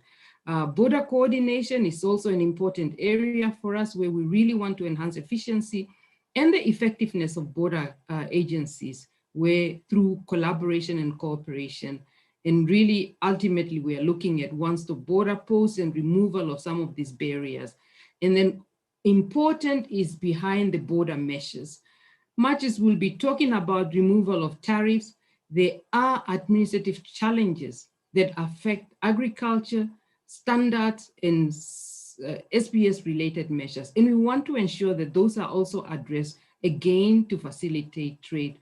Of course, our trade facilitation agenda also looks at supporting negotiations. Our heads of customs are closely and participating and actively participating at the continental level on the work on customs. And also we want to ensure that the simplification of administrative regulations is facilitated to ensure, again, the ease of implementation of the agreement, not only the Afcfta, but all other trade agreements that we are party to. Transport and logistics is absolutely critical, because we need to ensure that we harmonize and standardize procedures, cross-border procedures and regulatory framework, as well as logistical processes. And really, we are looking at not only the common customs area, but we obviously need to prepare our environment and ensure that we are able to also extend the same at the continental level. Chairperson, with regards to trade facilitation, again, how we are aligning that to trade, to supporting trade, we have been implementing a customs modernization program, which really has looked at a number of key areas, legal framework, IT connectivity, and IT connectivity for us has been a real important program that has seen transmission of real-time data and connectivity between our customs administration. Now, that is quite important for us as a customs union for many reasons. One, obviously, to ensure that data is compatible, but also because we have a revenue sharing formula as a customs union to ensure that really, in terms of data that is collected or exchanged at borders, it also facilitates that process. So we are quite in an advanced stage to date. Botswana, Eswatini, Lesotho, and Namibia have linked their systems to that of South Africa. And for us, that's quite a major milestone. The next target is to interlink the remaining member states between themselves. But because our trade is significantly linked to South Africa, it's important for the other member states to be completely linked. Another program that is an important one for us is the Authorized Economic Operators Program, which is a voluntary program to promote compliance and security of supply chain. Again, this is a very important program in terms of enhancing efficiency in terms of the management of supply chains. We obviously are also looking at risk management and ensuring that not only that we are ensuring that our customs and economic operators include risk management in their operations, but also that compliance and enforcement is adhered to. Gender mainstreaming is also absolutely critical for us, as well as harmonizations of customs systems and rules of origin. Chairperson, these are some of the areas. Now, when we look at the impact of COVID-19, COVID-19 has severely, and that was said earlier, impacted economies in general, and certainly we have not been spared as SACU members. And therefore, we see that implementation of the Continental Free Trade Area, complementing the national recovery efforts that are being undertaken by member states to further recover the economies after this pandemic, post this pandemic. Of course, as the Secretary General said, it's an important economic driver, and therefore we see it that way. What we are doing in terms of our efforts to enhance industrialization should be closely linked to any national economic recovery processes. Because when we look at the numbers in SACU, pre-COVID-19 in 2019, all member states except one had recorded growth rates of between 0.02 and 3%. Now, in 2020, all 5 economies have contracted. Of course, in 2021, all member states are projecting between 1.4 to 7.5% growth, which is quite encouraging.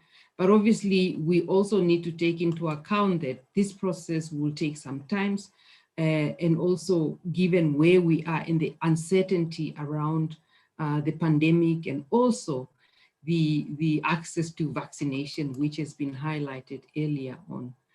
Chairperson, the implementation of the continental free trade area comes with challenges, but also the opportunities for us to address some of these. And I believe that we need to recognize that. We need to recognize that there is a homogeneity in the products that we trade, particularly those related to those that are traded by most of our small and medium scale enterprises. There is a risk of import surges and dumping. There's a risk of transshipment and trade in counterfeit of goods. The challenges in terms of our customs administrations, and obviously the production capacity that has been highlighted before. And so really what is required is concerted and deliberate efforts to promote diversification, to promote industrialization, which is what our program is about, but also which is what has been highlighted before. It's also important to build regulatory provisions on trade defense instruments. I believe the SG has also highlighted some of those, and really to strengthen customs and risk management, including the verification of rules of origin declaration, and monitoring and evaluation, as the SG has highlighted, is absolutely critical. And I believe that these are measures that need to be taken quite seriously. And so when we look at some of these policy consideration and what role the parliaments can play, we obviously, and a point that has been highlighted earlier on, is really expediting the ratification processes and also the domestication of the continental free trade area and its instruments. And I believe that not only is that critical, but also the linkages that need to be made between this instrument and the policy and national laws that are being developed. Those linkages are quite important, whether it's in terms of diversification, whether it's in terms of looking at the services sectors, or addressing supply side constraints and skills development, and particularly also looking at support measures that are required for SMEs, women, and youth to take full advantage of the continental free trade area. There's a clear role that Parliament can play in that sense, and not only in terms of ensuring that the laws are passed, but also those linkages are very important to ensure that a conducive environment for cross-border trade is actually achieved, but also that there are specific and deliberate activities that are being undertaken at national level to spur development and to encourage, therefore, production that will allow all other sectors of the economy to take full advantage of the continental free trade area. Finally, Chair, I believe that publicity and awareness and outreach is also very important. This, and I congratulate the SADC Parliamentary Forum, is one such initiative, but also I think at national level at parliaments, but also in constituencies, is quite important that that publicity and awareness and outreach work is also undertaken. And in conclusion, Chair, let me just say that the Afcfta can be a catalyst for growth, both at the regional and the continental level, with industrialization as an overarching objective that engenders sustainable development. It is therefore imperative for member states to position themselves and leverage of the opportunities accrued from the continental free trade area implementation. Let me end here and once again express our deep appreciation to having been invited to be part of this very important dialogue. Thank you.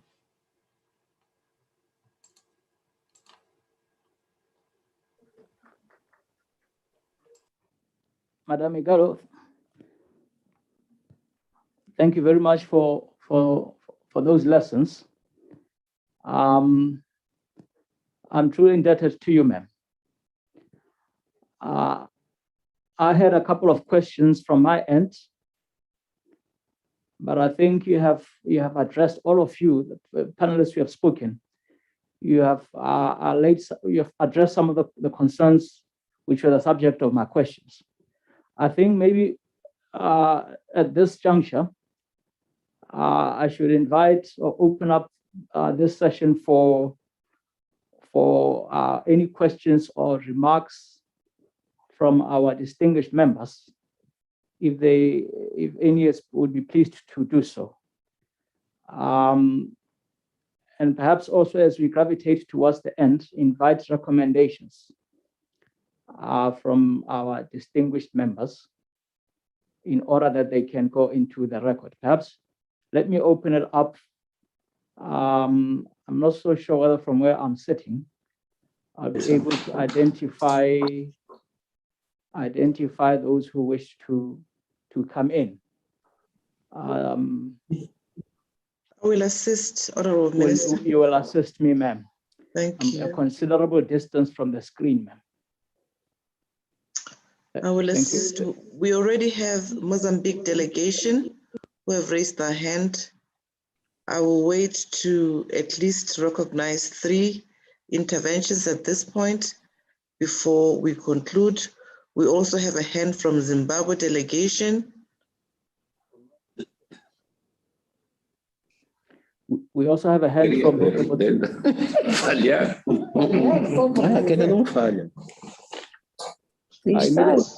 We have a hand from Mozambique delegation, from Zimbabwe delegation, Chair. And from Botswana, ma'am, I see hands in my own chambers, ma'am. Thank you for that assistance. And from I believe, oh yeah, and then we also have, yes, Honorable Odog Jeremiah, Odog Jago. So if we may proceed with those names, I'll continue to note names and advise accordingly. Thank you very much. I think the time, if I'm not mistaken, available to us from where I'm sitting is up to 4:30. If we could bear that in mind as we make our submissions or we tender our remarks. Thank you very much.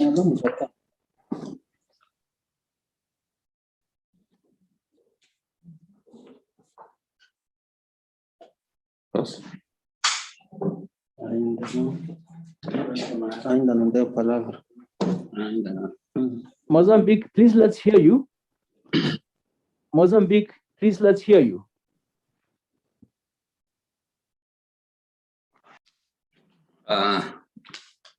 Muito obrigado. Sua Excelência Christopher Gozo Pwanga, presidente da Assembleia Nacional da República Democrática do Congo e do Fórum Parlamentar da SADC, Sua Excelência, os presidentes dos parlamentos nacionais, Suas Excelências, senhores deputados, minhas senhoras e meus senhores, permitam-me que, em nome de Sua Excelência Esperança Bias, Presidente da Assembleia da República de Moçambique, que por motivos de agenda não está presente neste simpósio, apresentar a sua intervenção, saudando em primeiro lugar a todos os participantes desta 49ª Cimeira do Fórum Parlamentar da SADC. E sendo a primeira vez que uso da palavra, felicito a Sua Excelência Pandu Skelemani, Presidente da Assembleia Nacional do Botswana, pela excelente organização desta Assembleia Plenária virtual. O nosso apreço vai igualmente para a senhora Buemo Segoma, secretária-geral do Fórum Parlamentar da SADC, pela saudação endereçada a Moçambique por ocasião da passagem do 46º aniversário da nossa independência nacional, proclamada a 25 de junho de 1975. Naturalmente que a comemoração desta data constitui motivo de muita alegria e festa para todos os moçambicanos, visto que com a independência conquistamos a nossa identidade, a nossa soberania e a nossa liberdade como um povo. Excelências, distintos deputados, minhas senhoras e meus senhores, a presente Assembleia Plenária decorre numa altura em que os países da nossa região enfrentam a terceira vaga da pandemia da Covid-19, caracterizada por uma variante mais agressiva, obrigando os nossos estados a tomarem medidas cada vez mais restritivas para mitigar os efeitos nefastos desta pandemia.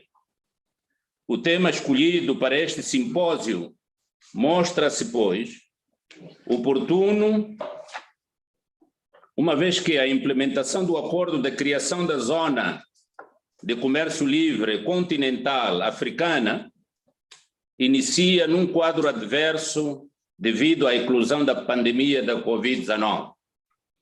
As medidas restritivas impostas pelos Estados africanos colocam atualmente obstáculos sérios para a plena implementação de um dos principais objetivos da Zona de Comércio Livre Continental Africana, designadamente a criação de um único continente continental de bens e serviços, com a livre circulação de pessoas, de negócios e investimentos.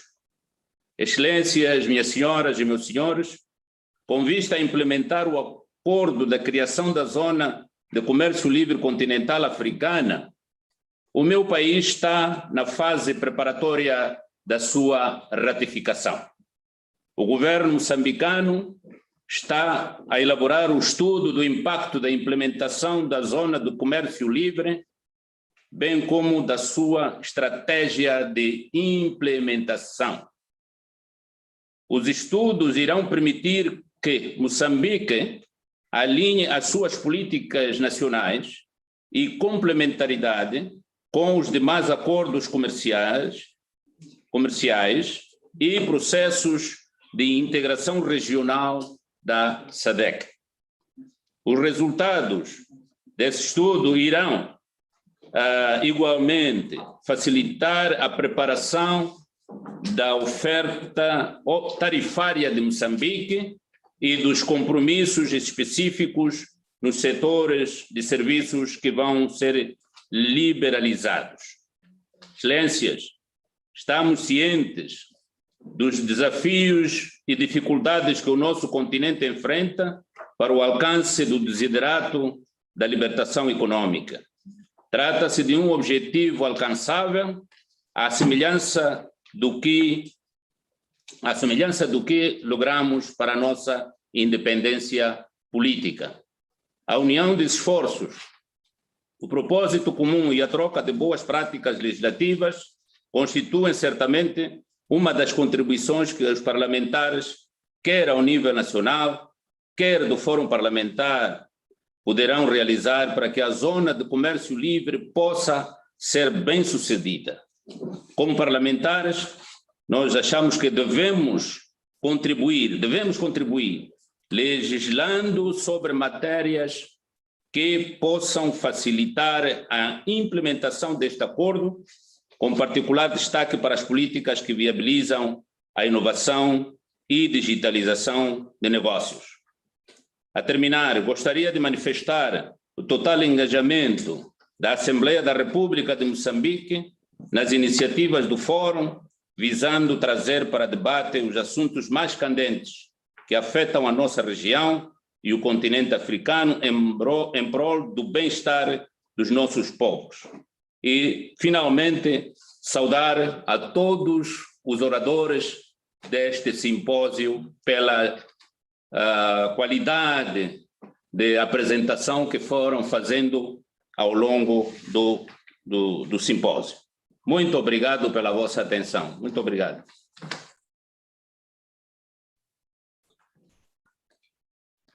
Obrigado. Thank you very much for that statement. As we have heard it quite with crystal clarity. I think next, Madam, from your end, I think next you had seen the hand of Zimbabwe. Indeed, Chair. If you could perhaps give them the floor. Thank you, ma'am. Zimbabwe. Thank you very much. Can you hear me? Yes, we can hear you, Honorable Speaker. Thank you very much, Moderator, the Honorable Minister. I recognize our President of SADC PF, Honorable Pangwa, with his imposing mustache. I recognize also our host, Speaker, Honorable Shalimani, for the excellent preparation for this plenary assembly. Congratulations. I extend my congratulations also to our Secretariat through the Secretary General. Let me start by informing this plenary that Zimbabwe has ratified the Afcta, and this was on 24th June 2019, and the instrument of ratification have been deposited with the AU Commission. Let me thank the presenters, Moderator, for their excellent exposition. I move now to my observations. First, we cannot implement the Afcta if Africa is sick, suffering from the impact of the COVID-19. Currently, Africa's access to vaccines is less than 2% compared to the global figures. This is a far cry in terms of containment of the COVID-19, which has a direct impact on our economies in Africa, and more so in view of our desire for economic recovery. It is therefore my plea that the Center for Disease Control in Africa must expedite religiously research on COVID-19 and come up with our own brand rather than crying for patent from other countries. We can rely also on our indigenous knowledge of our own medicines that are being used quietly, but they have not been investigated for their efficacy. That research, Moderator, must be buttressed by our universities, which are currently sleeping. And yet we have so much intellectual brain in the field of academia in Africa. Our universities must wake up and come up with productive research in order to fight not only COVID-19 and other related diseases. Second observation is underpinned by, I think, a march by all of us in the SADC region, and perhaps in Africa, for an expeditious legal reform march. You cannot implement the Afcfta if the laws are disjointed. They don't speak to each other from country to country. For example, our customs and immigration laws need to be harmonized so that there is freedom and free movement of people and goods and services in the continent. This underpins the need, therefore, for an African passport, to assist in that movement. Relatedly, our visa regime in our various countries would need to be exorcised from this disease of hankering after sovereignty. The panelists spoke salutarily on the issue of infrastructure development, particularly road linkages in terms of transport, railway systems. Now, in our railway systems, some countries have got smaller gauges, while others now have developed wider railway gauges. So there's a disjointer there. We have to come up with a railway system that is harmonized so that the train can move from Cape to Cairo without any problems at all. Modernization of our ports. Our ports needs to be modernized if we are going to have increased movement of our goods and services. Air services need to be improved in terms of connectivity. Currently, to visit some African countries, you have to go via Europe. That is a shame. You can't connect continentally. You have to go via Europe. This must be rectified if we have to achieve a speedy implementation of the Afcfta. While talking about industrialization, the panelists did not emphasize the question of technology. We need to drive our industrialization through technology particularly looking at the fourth industrial revolution. Africa is behind in terms of the fourth industrial revolution. Our universities, therefore, must speak to improved technologies, especially in the digital aspect.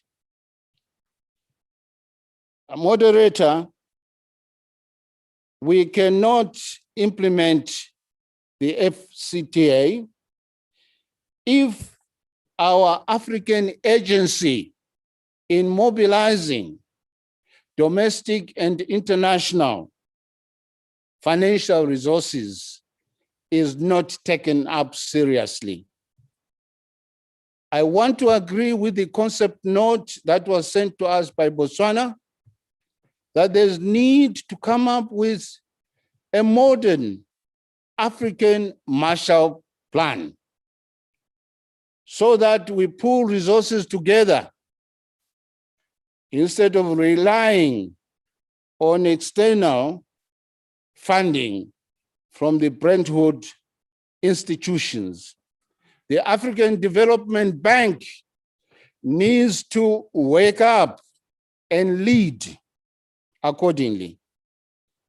In that regard, moderator, it is important that we have thought leadership. We must have thought leadership that is innovative and courageous to take decisions that sometimes may be painful, but promising positive results. We need thought leadership, therefore, in our governments and in our parliaments. Above all, we need a political will to believe in ourselves as Africans that it can be done. If we don't believe in ourselves, this agreement will remain just a pipe dream. Thank you, moderator.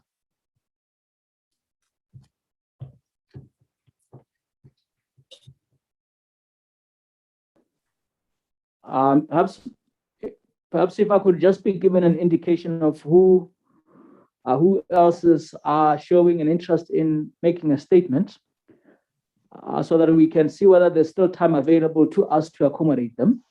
But at least I do see that Botswana would like to make a statement. Madam, I think you did recognize that.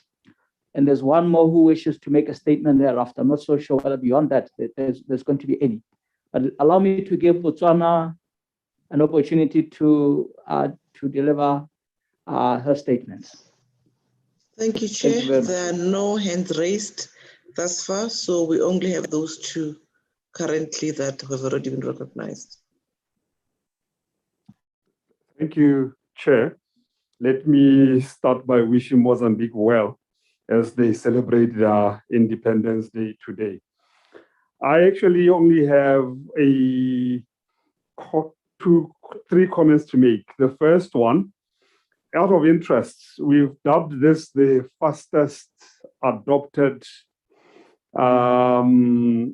or fastest ratified agreement by the African Union. I think we just need to do an introspection as SADC to establish which of our members have been able to ratify and which ones are lagging behind. Given the noble intentions of the instrument, I doubt if the delays in ratifying by some countries would be out of any serious objections. And I think it will be for members of parliament, for those countries that have experienced delays in ratifying, to work on encouraging their respective governments, because it's critical to move together. If you're going to bring down trade barriers, it serves no purpose if one critical member of the chain shows less enthusiasm than the others. So for that, I think we need to be able to know where we're lagging as a region and take it upon ourselves to make sure that we move at the same speed. The second one is with regards to the point on monitoring and evaluation. I think the speakers have made a very strong point emphasizing the role Parliament will have to play in monitoring and evaluating. Madam Secretary General for SADC Parliamentary Forum, I think therein lies an opportunity for value addition. If at such meetings in the future, we could make it a habit to consider the trade statistics, because we could all present the reports in the most diplomatic and attractive of language, but the figures themselves don't lie. I think we need to encourage each other and be able to identify the good performers within SADC who are encouraging and pursuing the agenda for intra-regional trade, but to also introspect for those of us who may be found out to be lagging behind and not necessarily promoting trade amongst ourselves as they should, to say, as brothers and sisters, where are the challenges? How do we help each other to catch up with the good performers? And then the last one is really for SACU, Madam from SACU. A lot of the time when we hear about SACU, it's when countries try to influence the distribution model of the revenue collected. I'm just wondering, have we built in the issue of building intra-regional value chains that have been identified as utmost priority? And are we able to, as member countries, agree on what portion that we get should really go towards promoting these value chains that we say are so critical for our own industrialization? Just for my understanding. Thank you very much.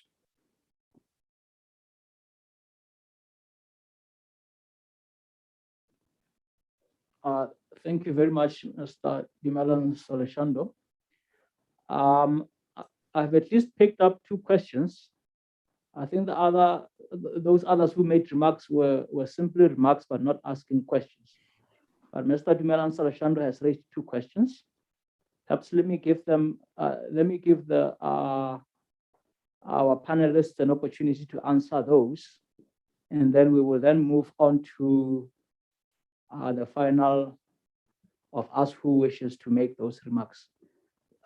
Maybe perhaps either panelist could take it, but I did hear a question surrounding as to what stands on our way to, or what is the cause of the delay in some of our countries ratifying the African Continental Free Trade Area Agreement. And he's asking whether there are serious objections to that. Perhaps if one of you could explain this process so that it can be well understood.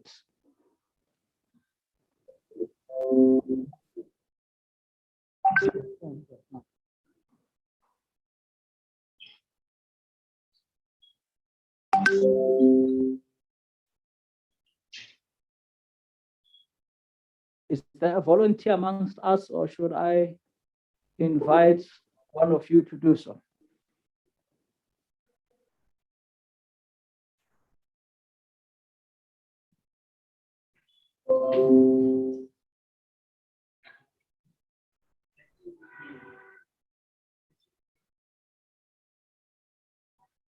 Let me ask Mr. Paja Butali, in view of there being no volunteer, to take up this question to explain the process so that it can be well understood as to what could be the cause of some of our members lagging behind in ratifying this agreement.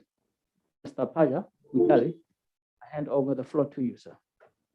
Thank you, Honorable Minister.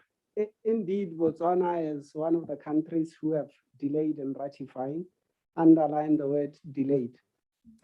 Definitely, the Afcfta is a must-do agreement for Africa. Now, in Botswana, I will speak only for Botswana, we have internal processes to getting approvals for ratification.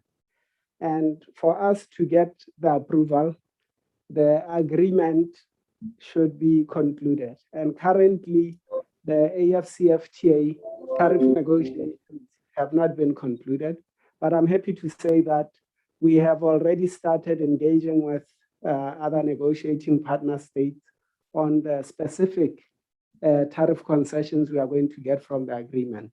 And once that is done, we will consult further with all stakeholders in government, in private sector, to show them the value proposition that negotiated tariff concessions bring for Botswana, and then to seek approval for Botswana to ratify. In all likelihood, this is likely to take the next 3 months. Thank you, Minister. Thank you very much, Mr. Vitali. Madam Ilago, can I shift this second one to you, ma'am, in respect of SACU? Mr. Salashando says we only hear about it when there's now a discussion about the sharing of revenue. Beyond that, not much is said, and he wants to know more about it beyond that. Would you be kind enough to demystify the functions and the processes involved there in SACU? Thank you, Chairperson, and let me thank Honorable Shalisando for that question. It's a very important question indeed. SACU is always associated with revenue sharing, and for the longest time, we have been reviewing the revenue sharing formula, but not reaching an agreement or conclusion. Now, the focus has shifted because clearly the understanding, at least from member states, or the appreciation is that we really need to focus on those issues that will, one, help us to drive integration and really also enhance cooperation amongst our member states. Hence, a focus on industrialization, the continental free trade area, as well as trade facilitation and logistics. And those are really anchored on positioning ourselves to take full advantage of the continental free trade area. Now, with regards to industrialization and the development of the regional value chains in the identified priority sectors, we're also looking at financing options, because clearly it's one thing to say we want to enhance the development of regional value chains as well as infrastructure. But how we will be financing that is the option that we are looking at, a regional financing mechanism that will support our industrialization objectives. At this stage, we have not yet concluded on what that will look like, but also we want to also ensure that we draw lessons from others.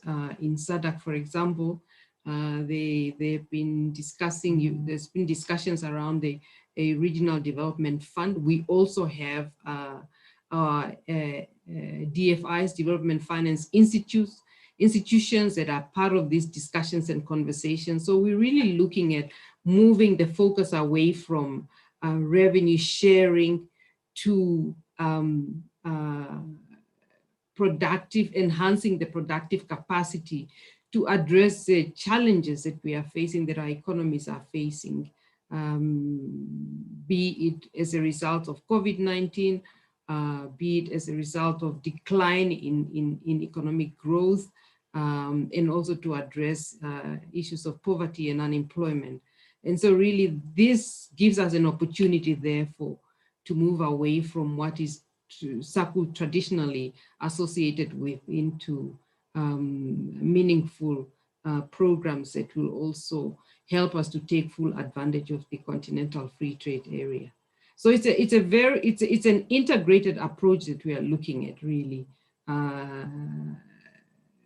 Value chains development, looking at the policy imperatives, but also financing options for that in the infrastructure, and also trade facilitation and logistics in general. Thank you.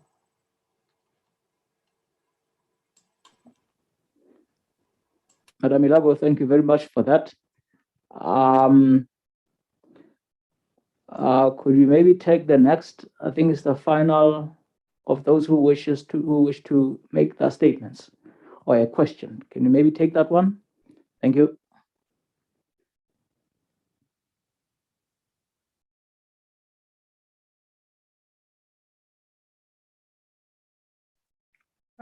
Thank you very much, Honorable Minister.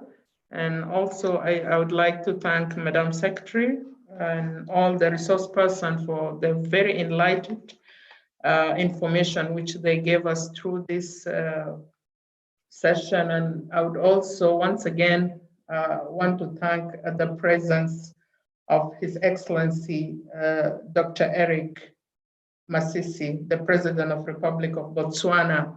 His presence really meant a lot for us as parliamentarians. One of the things I've been listening keenly, and I was really happy when you see that there is another sister bloc which want to emulate some of the things which have been done by other sister bloc, as for us in East Africa Legislative Assembly and East Africa Community. We have been 20 years now in these steps which has been shown to us by the facilitators. I've liked the issue of domestication of this African continental free trade area. It really needs to be domesticated for those who has ratified. There should be monitoring and evaluation also, because without monitoring and evaluation, as I said before, it's easy to set up something, but it's very difficult also to come to the application of that thing. The other thing also, which I want to urge our parliamentarian, is the oversight. Oversight on whatever we agreed on has to be oversight by the parliamentarian. Maybe one of the aspects which also I can give as experience from the East African community is always joint approach. Because if we don't move as a bloc and we don't move as partner states together, we'll be lagging some partner state behind, and we will not reach to the level which we want as a continent and as a bloc. So we should have always joint approaches and also a dialogue and joint sectoral meetings. This will benefit the continent. I was very delighted when they talked about how to ensure peace and security. Because without peace and security, there is no any chance of trading or increasing our values in many aspects. Being from a partner state which has been torn by war, South Sudan, I know that peace is a paramount for any development. No matter how rich you are, peace is very paramount. The Madam Facilitator, the last one, she spoke about the one-stop border post, which is to be introduced between the SADC member states. We call them partner states.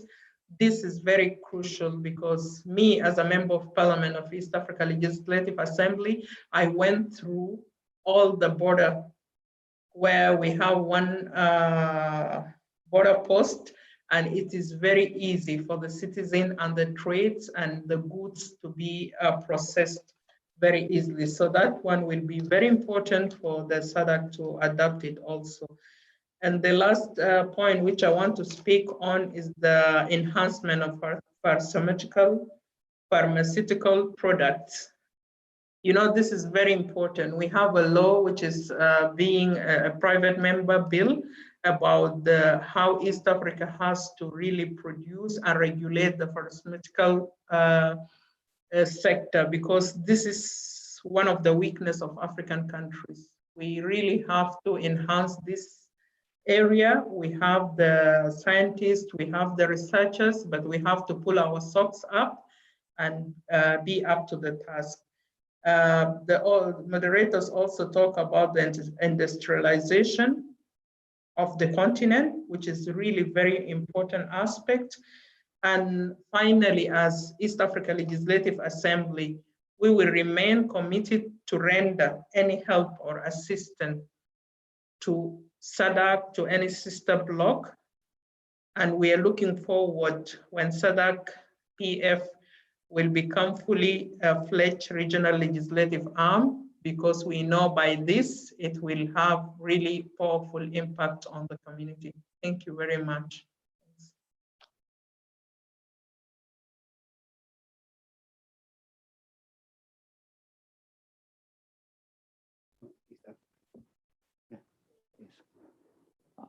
Thank you very much.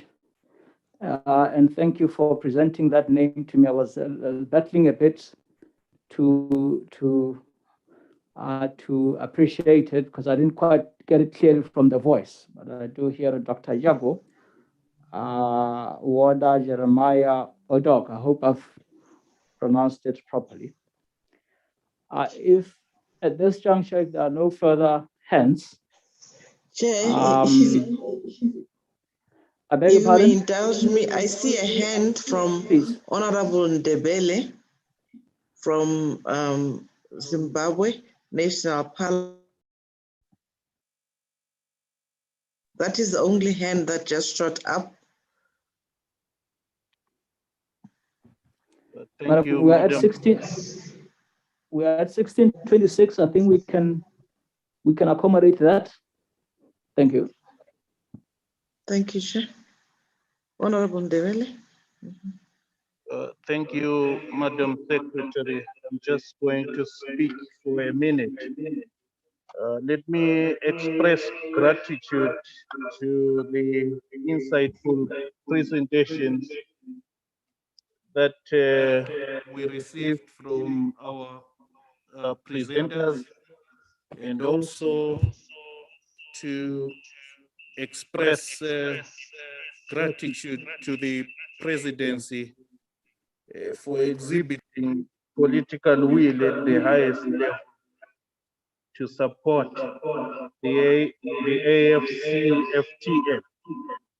It became very clear today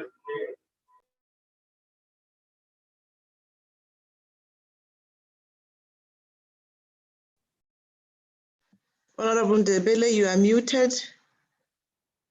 You are muted. Maybe also switch off the other device. There are echoes from your end. Am I clear now, Madam Secretary General? Thank you, Honorable Ndebele. You are audible now. Thank you. I was expressing gratitude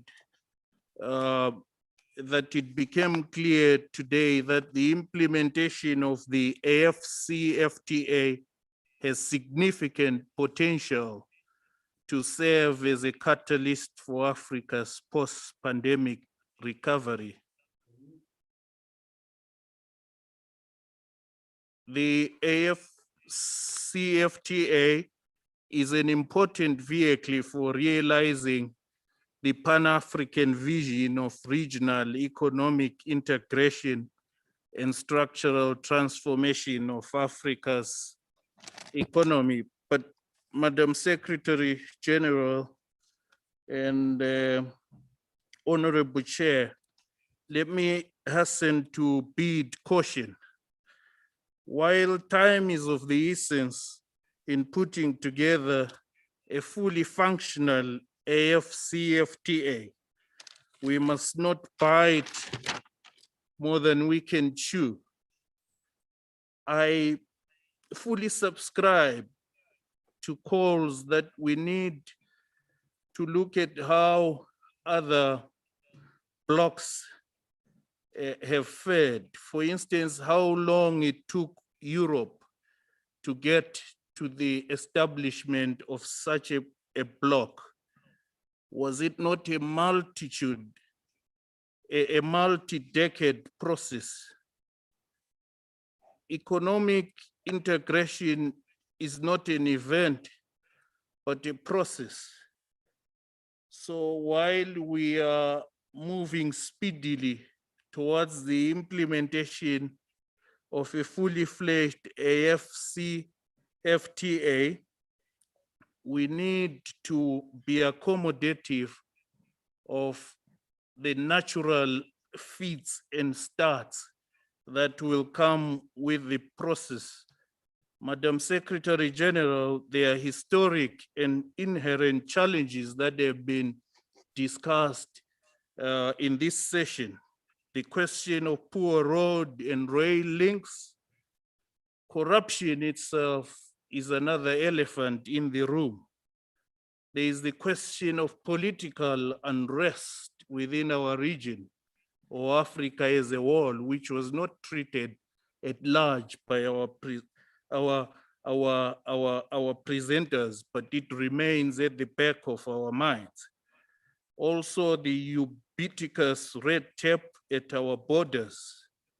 And I couldn't agree more with my speaker that we can't implement Afcfta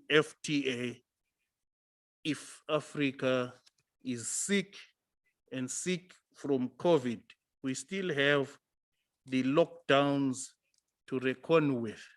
With that, I thank you, Honorable Chairman.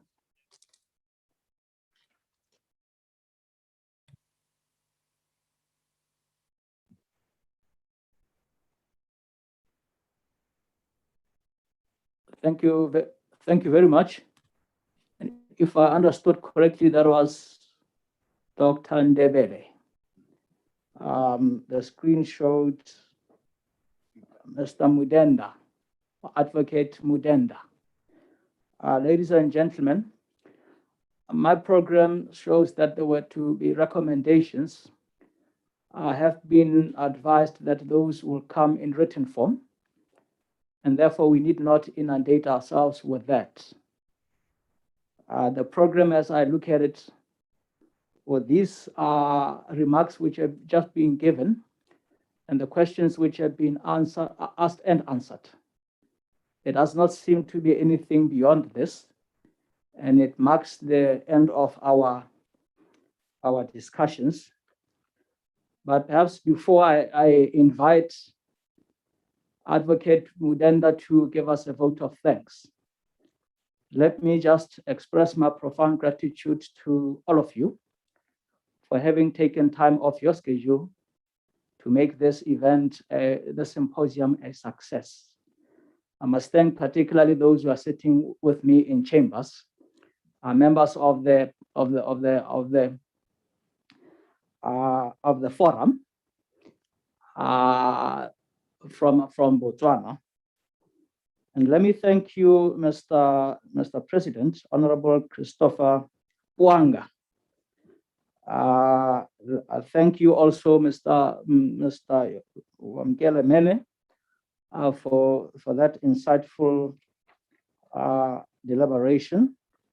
Dr. Sbanda, Mr. Paja Butali, Ms. Ilago. I thank all of you for having taken time to come and assist us with this. I take it that our members of the forum have heard you. It has been an eye-opener indeed. And I hope that the honorable members will now be in a better position to take this African Continental Free Trade Area agreement to their constituencies so that Africa, as we all wish it to do, to develop. Indeed, it's time, as some of you have said, for Africa to once and for all rise. And I do thank you. Advocate Mudenda, if I'm audible to you, let me take this opportunity to invite you to assist us to come to a happy ending of this symposium, sir. I hand the floor over to you. Thank you very much, Honorable Minister of Investment, Trade and Industry, for being a very able session chair, very conscious of time. I thank you also for guiding us in our deliberations this afternoon. I need to thank our president of SADC PF, who I think in his opening remarks on the topic or theme did successfully set up the tone of our deliberations.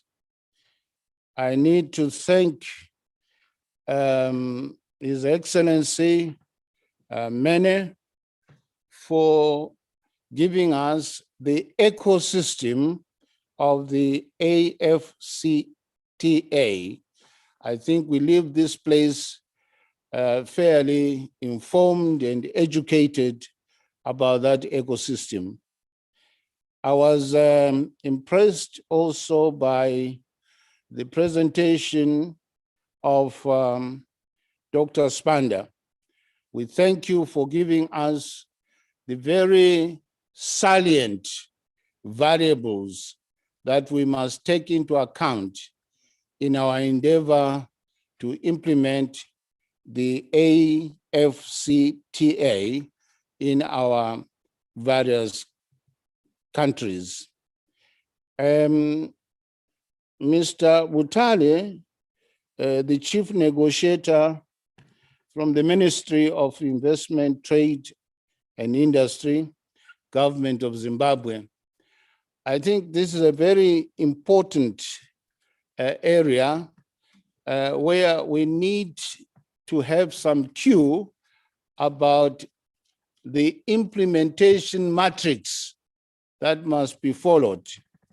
And we thank you for giving us the practical side of the implementation matrix of the Afcta.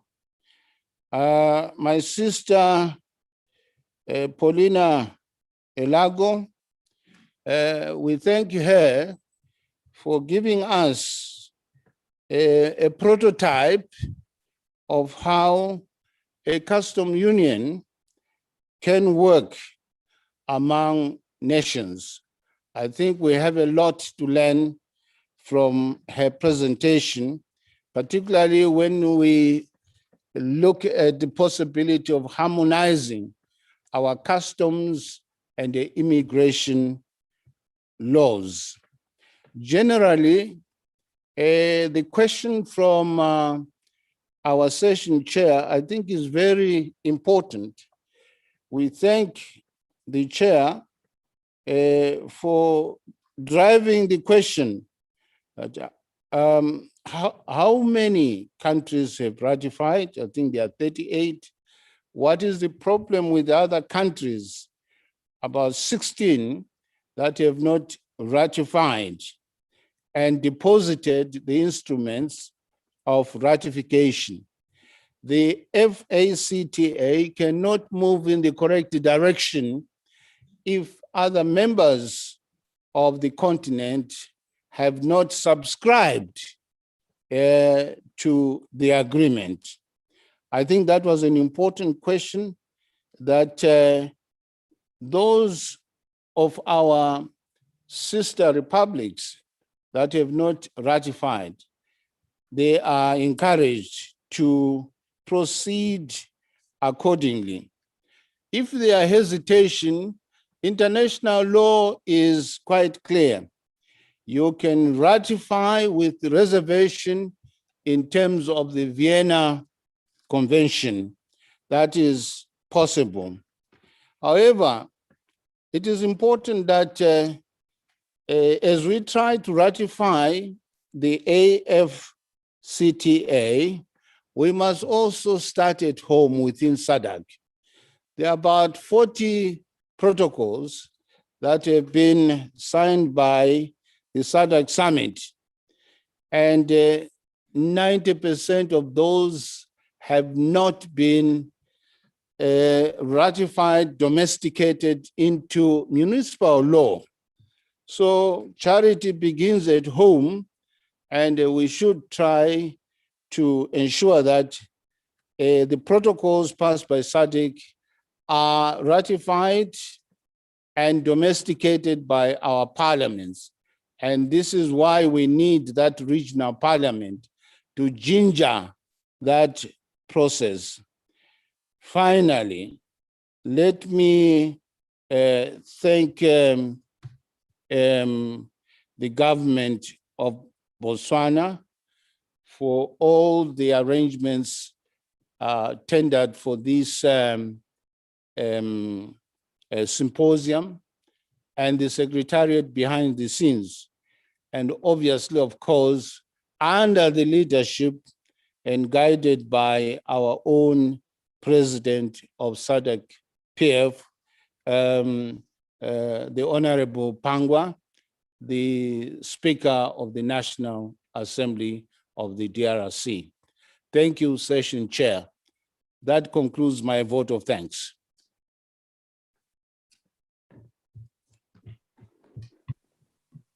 Advocate, thank you very much.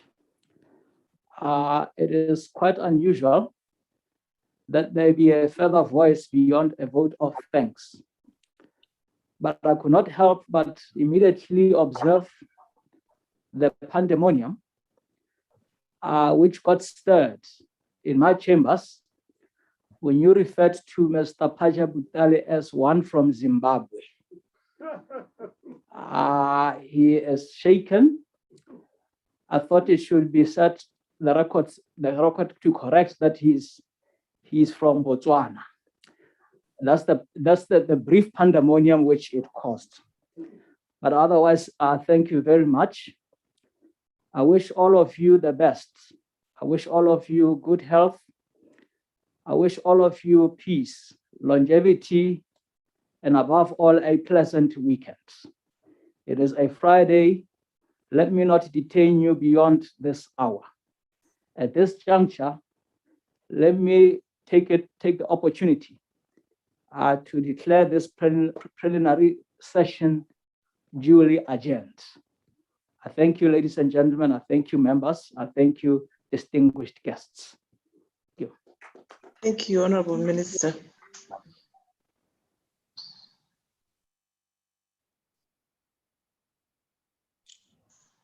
Controls, you may terminate the session. On finit la session ici. Directement la session avec la secrétaire générale. Après d'ici, que ça marche.